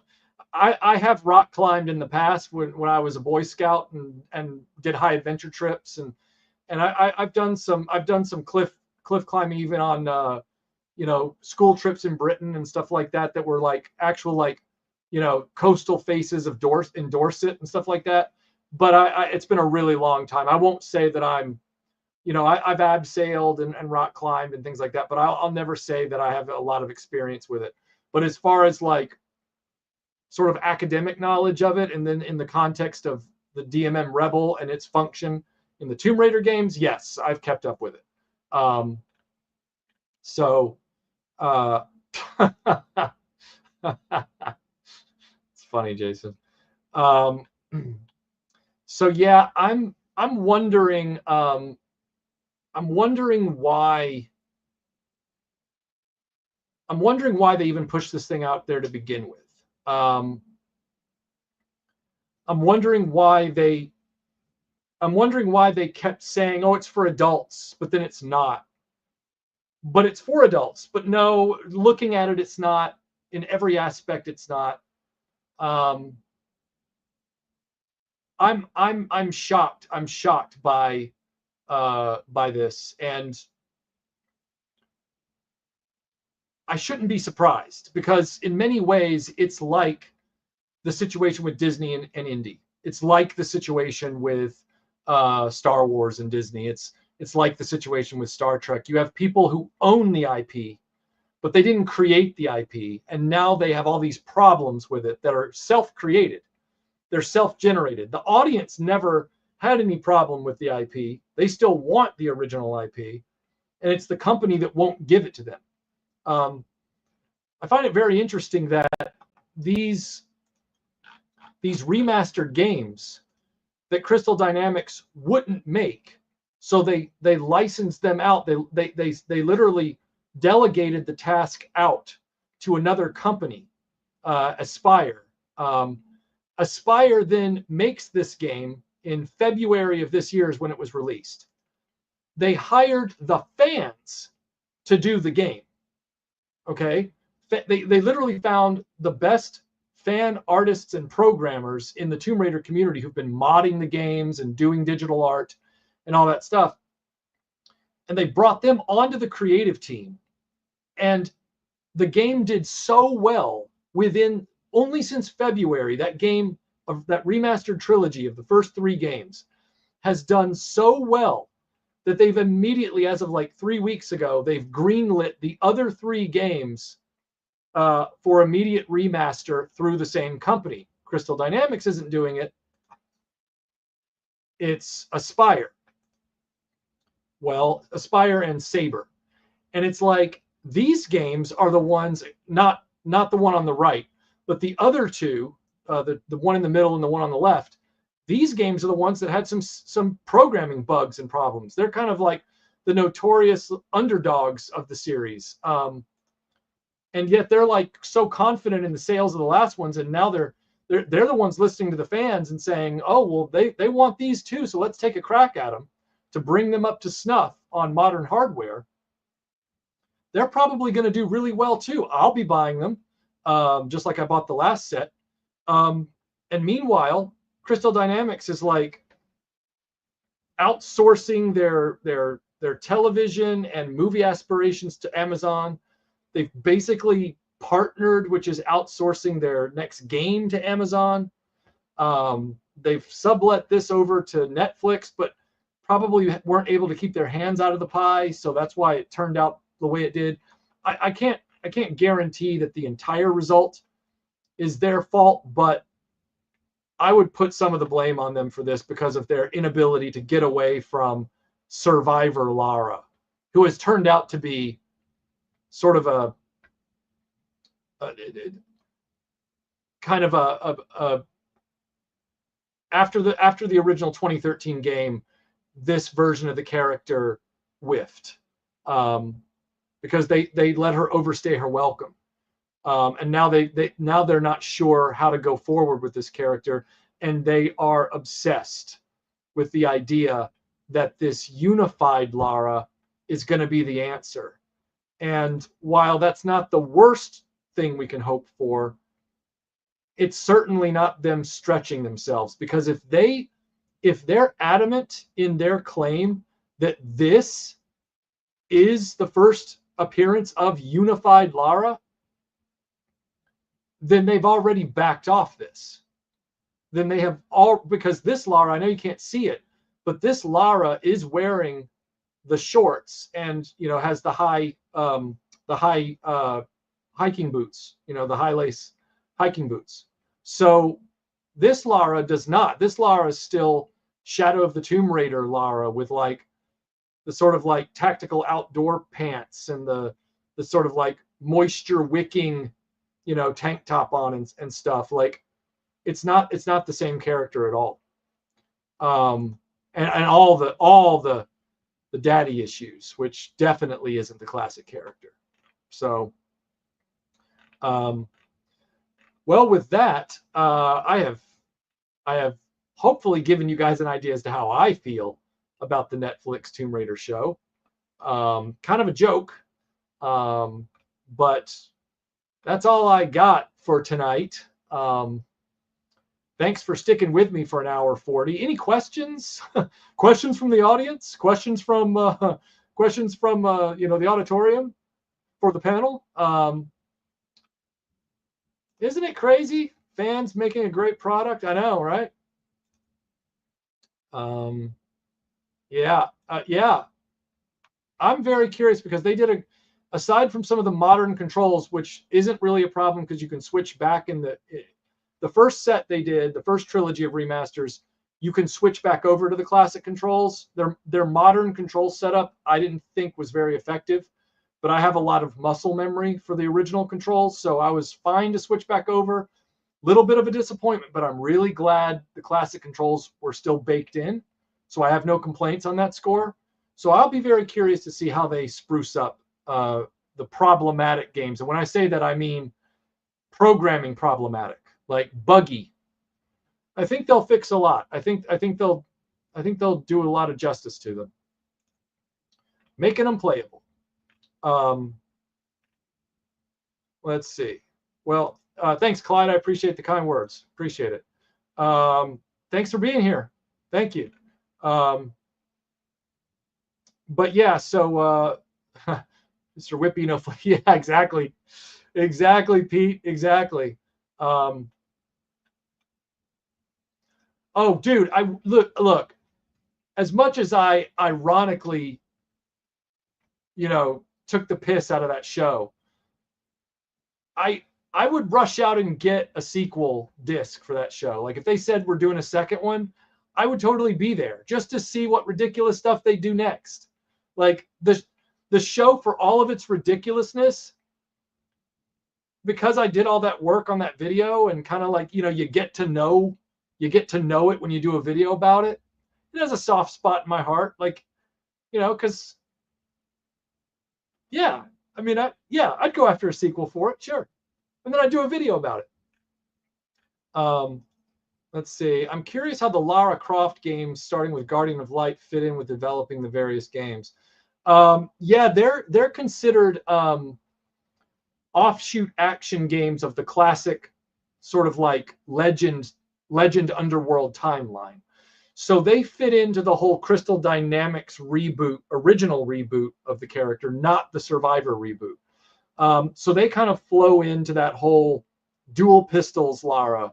I liked those games, and I own them both. I've played through them several times.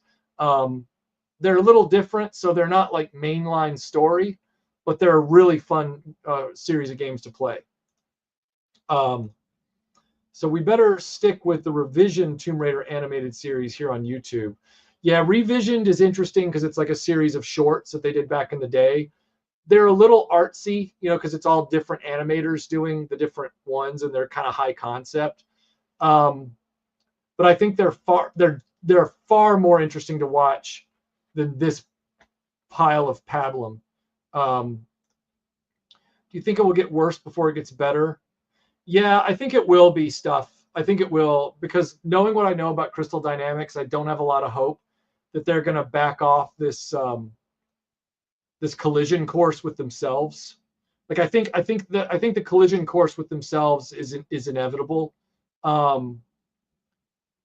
Unless the Amazon game just really, unless the Amazon sat down with them and said, we know Lara this way, and we're not falling into corporate paranoia about issues that aren't issues. Unless they did that, which I kind of doubt, because corporations are always going to like listen to their lawyers. Unless they go rogue and just go back to classic Lara, I have a feeling they're going to stick to this unified thing, and I think it's going to be vanilla. I don't think it's going to really reach escape velocity. I don't know how it can. Can we get a Marky Mark voice, or is that too far? I mean, this whole show is just like, I mean, it's sick, bro. It's just garbage. It's just gross. It's not interesting. It's boring. It's just, I mean, yeah, I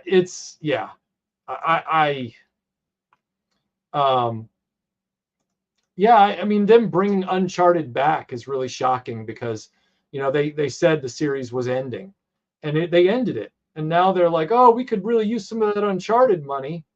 So the games are apparently going to come back with more installments, which it's great for Uncharted fans. That movie was terrible, and I can't believe they're even thinking about a sequel.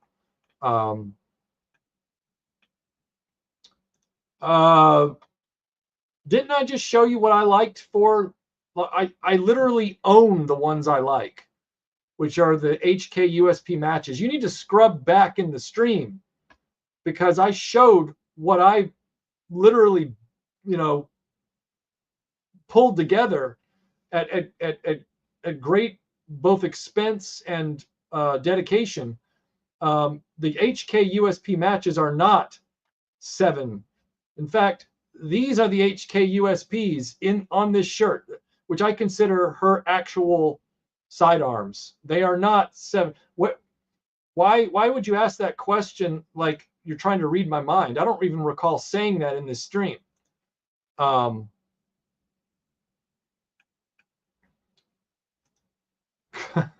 Kandagawa Jet Girls. Hearing what I have about this series made me glad I canceled my net. Yeah, it was really oof. Off topic, can the retro blasting community have some more Kylie with Broken Vader in the near future?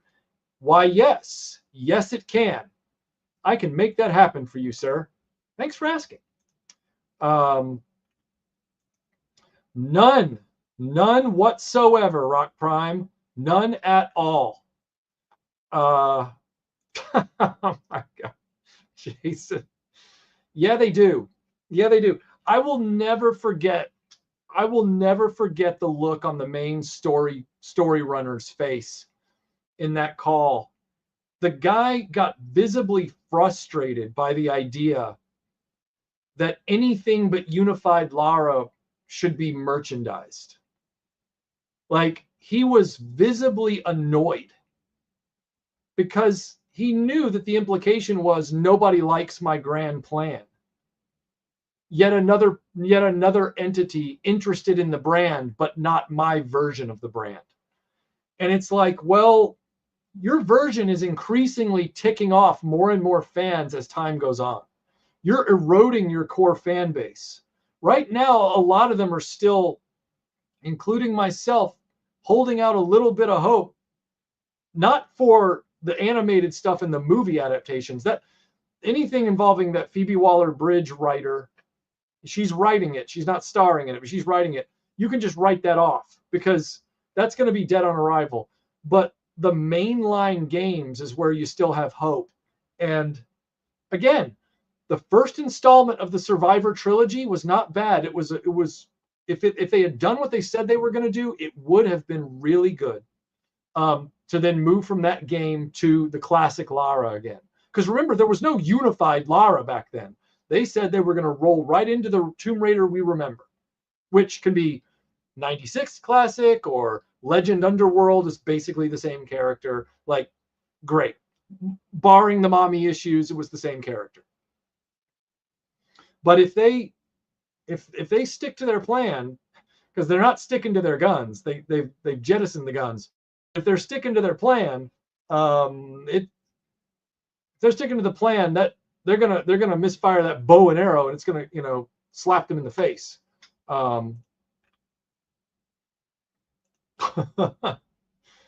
Chronically ain't wrong. Jeremy Kerr, thank you for the super chat. Not sure if the Kylie fund is to fly her to the US or for Michael to buy more merch, but here you go. Dude, thank you so much. You didn't have to do that, but thank you, man. I appreciate that. I really appreciate that. My vote for a mid to late 90s Lara was Kylie at the time, because I saw her in those shorts in Biodome. She was wearing the Lara Croft shorts and tank top in Biodome. And she was the right height. She has the right face structure with the eyebrows, and she's already got an accent, so she could probably just modify that slightly. She's already in the British range. She would have been great. I'll fight anybody on it.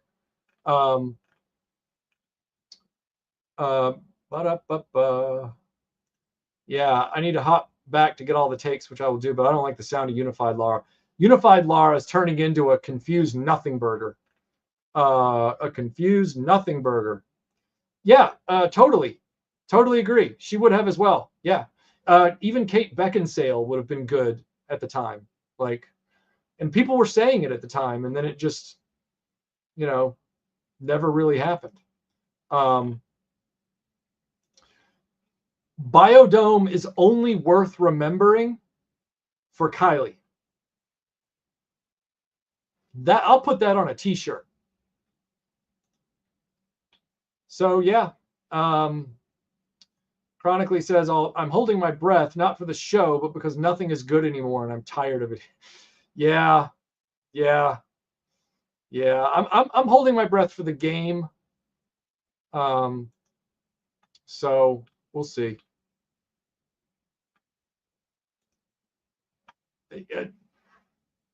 Luis, do you know how many pictures there have been of Lara Croft over the years? Why are you obsessing on this 1911 thing like it's the only depiction? I literally just showed you one, and there's like 100 other depictions of her over the years, including the Lara Croft isometric action games where she's sporting H&K USP matches. The H&K USP match has been her dual pistol sidearm officially since 2003 in the games, all the way through Lara Croft and the Temple of Osiris. All right, that's that's 3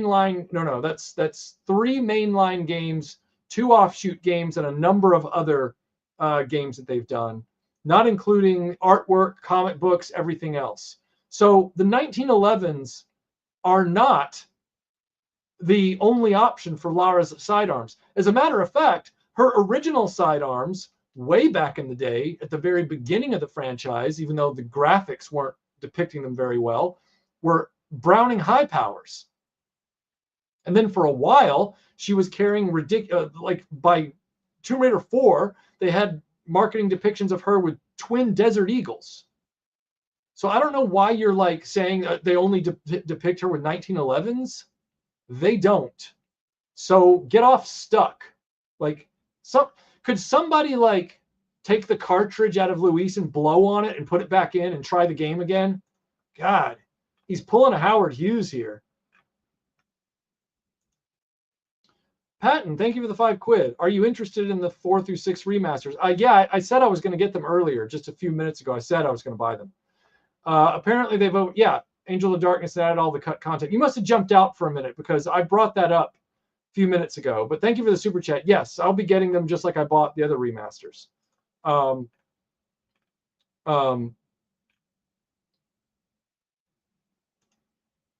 Yeah, yes, I have shirts of Kylie as Lara. Okay, so it's gonna blur my camera, but you see that painting right there of Kylie as a Jedi? So that was done by an artist independently of me from Italy named Michele Amadesi. And after he did that image, I bought t-shirts and that print from him.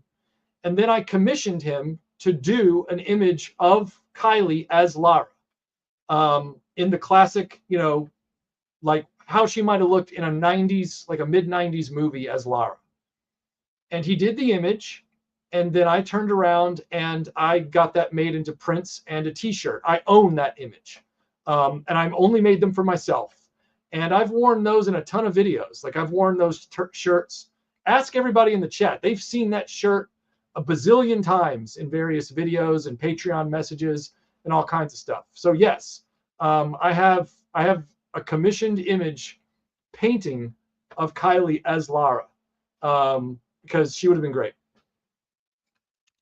So yeah. Oh, that's not right. There we go. Yep. Okay, so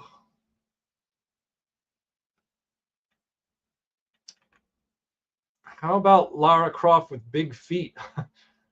I mean, there have been jokes that there was a joke in the very beginning of Tomb Raider, the very first one in the first cutscene, where they throw a guy throws a magazine down in front of her in a hotel lobby, and it's talking about how Lara finally was the archaeologist that tracked down Bigfoot, solved the mystery of Bigfoot. So I have seen Lara with, you know, in the mythology of classic Tomb Raider, there's a joke that Lara tracked down, Sasquatch.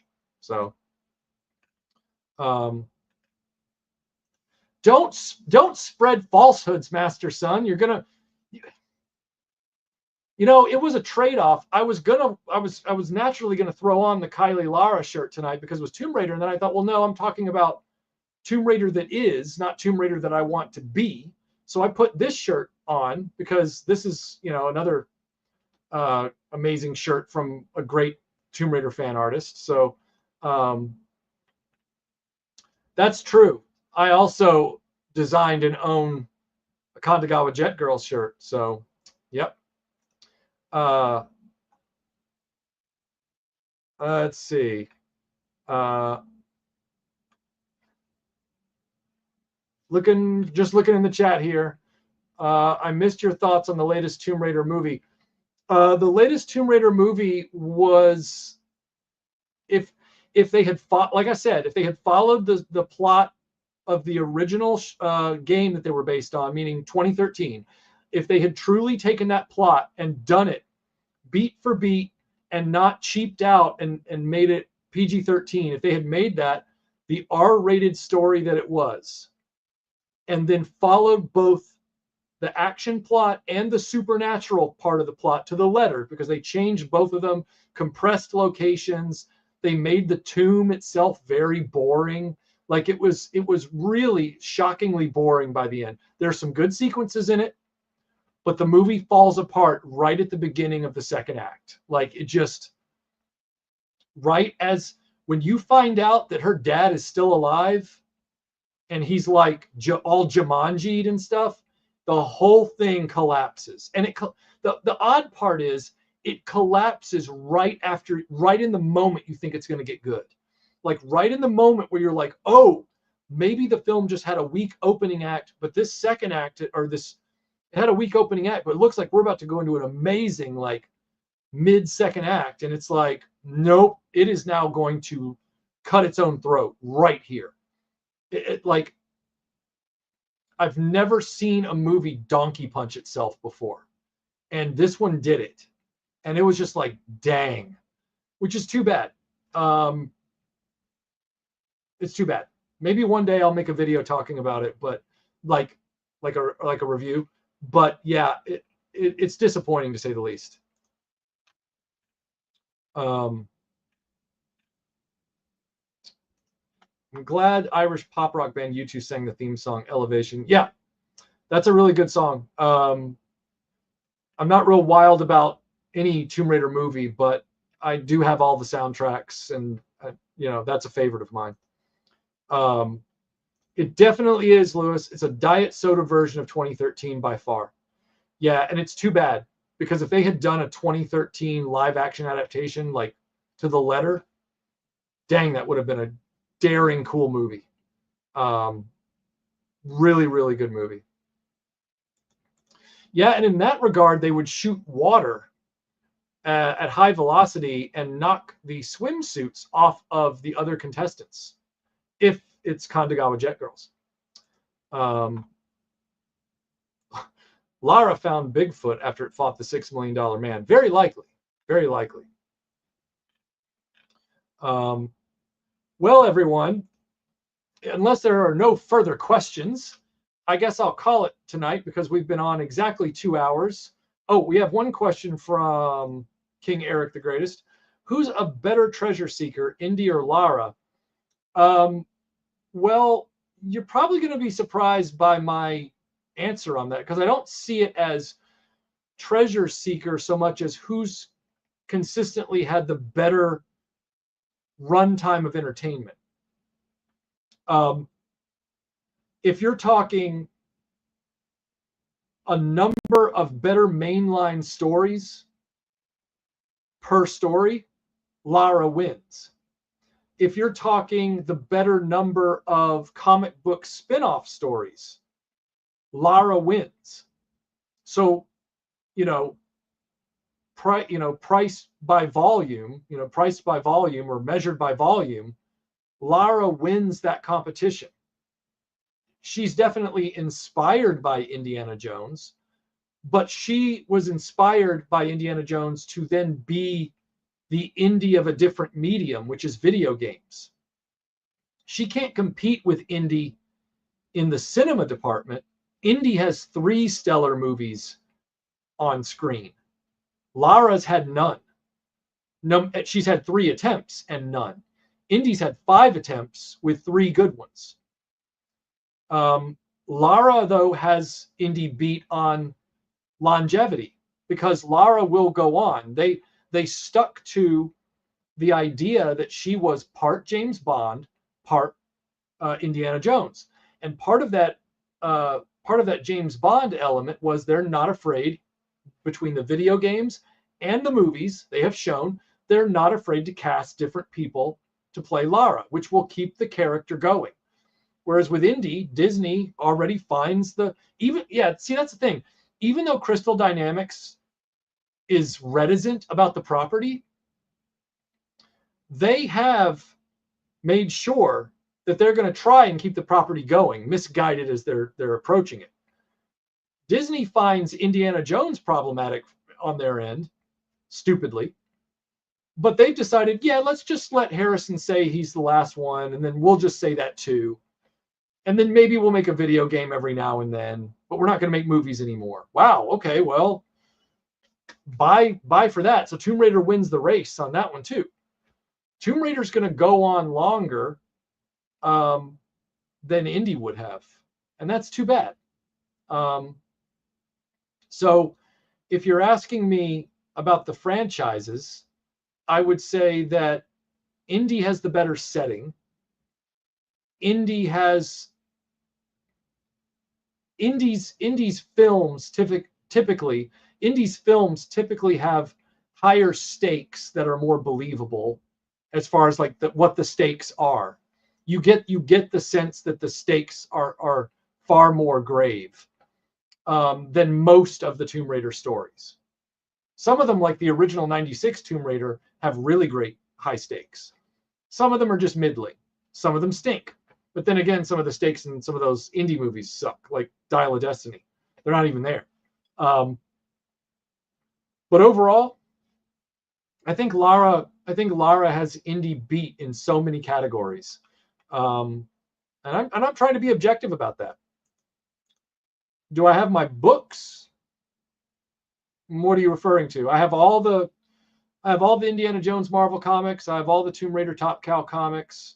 I don't have all the Indiana Jones paperback books.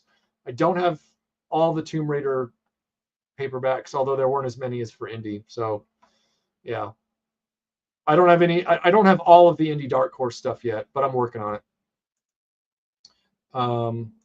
That song, awful. Thank you, Rob. I appreciate that. I really tried to put my all into this. Thanks, Cute Fluff. I'd love to watch a live movie with Michael with him pointing out weak points in a story. That sounds so interesting. I've been trying to figure out a way to do that, like for Patreon or something, trying to figure out a way to do it like a live, like real-time watch where I'm just watching it while, I mean, you'd have to get used to me like pausing it, but Yeah, I've been trying to figure out how to do that. I can't figure it out. Honest question. I know Core got sick of making Tomb Raider pretty quickly. Do you think these devs get stuck on the rigidity of each individual iteration? I think they get stuck on their baby. Like somebody at Disney came up with the whole Grogu thing. So now they don't want to let it go. Somebody at Star Trek, came up with the whole Discovery thing. Chris Chibnall on Doctor Who came up with this whole idea of retconning the Doctor's origin, and he couldn't let it go. So he shoehorned it in there despite all the risks. In spite of the structural integrity of the franchise he was about to compromise, he did it anyway. And similarly, I think the people at Crystal Dynamics have gotten way too up their own ass about their unified idea, even though it's not going to, I don't think it's going to fly, because if they don't bring the character and her personality back to where it was, they really are sunk. Because if they think, well, as long as we bring some version of the shorts back, because here's the other thing, Crystal Dynamics has rules about all that stuff now. Like, you ever heard how in Catholic schools, like back in the 50s and stuff, they would like make the girls kneel and then measure from the floor to the bottom of the skirt to make sure that the skirts were being worn close enough to the knee. They have rules like that about Lara's shorts now. And that's just the tip of the iceberg for all this stuff. So like they're being hyper corporate about it. And that includes her personality. Like her personality is now on vanilla rails. It's like her personality is now in the most boring section of the Candyland game board. Like, so unless their unified Lara moves the needle back toward that more calculating, quick-witted, sarcastic, efficient, cold, calm, and collected Lara that, takes no prisoners and gives no Fs. It doesn't matter how many blue tops they put on her and how many pairs of shorts. And even if they do give her the dual pistols back, the character won't fly. So what do you do then? They're definitely obsessed with this version of the character that they've created, even as more people are caring less and less. They're underwhelmed by this new version. Lara is packed by volume. That's right. Yeah, Bond is in the same limbo right now. 100%. You're welcome, Stephen. Thanks for being here. You're very welcome. Thank you, Jeremy. I appreciate that very much. Thanks for being here. Really appreciate that.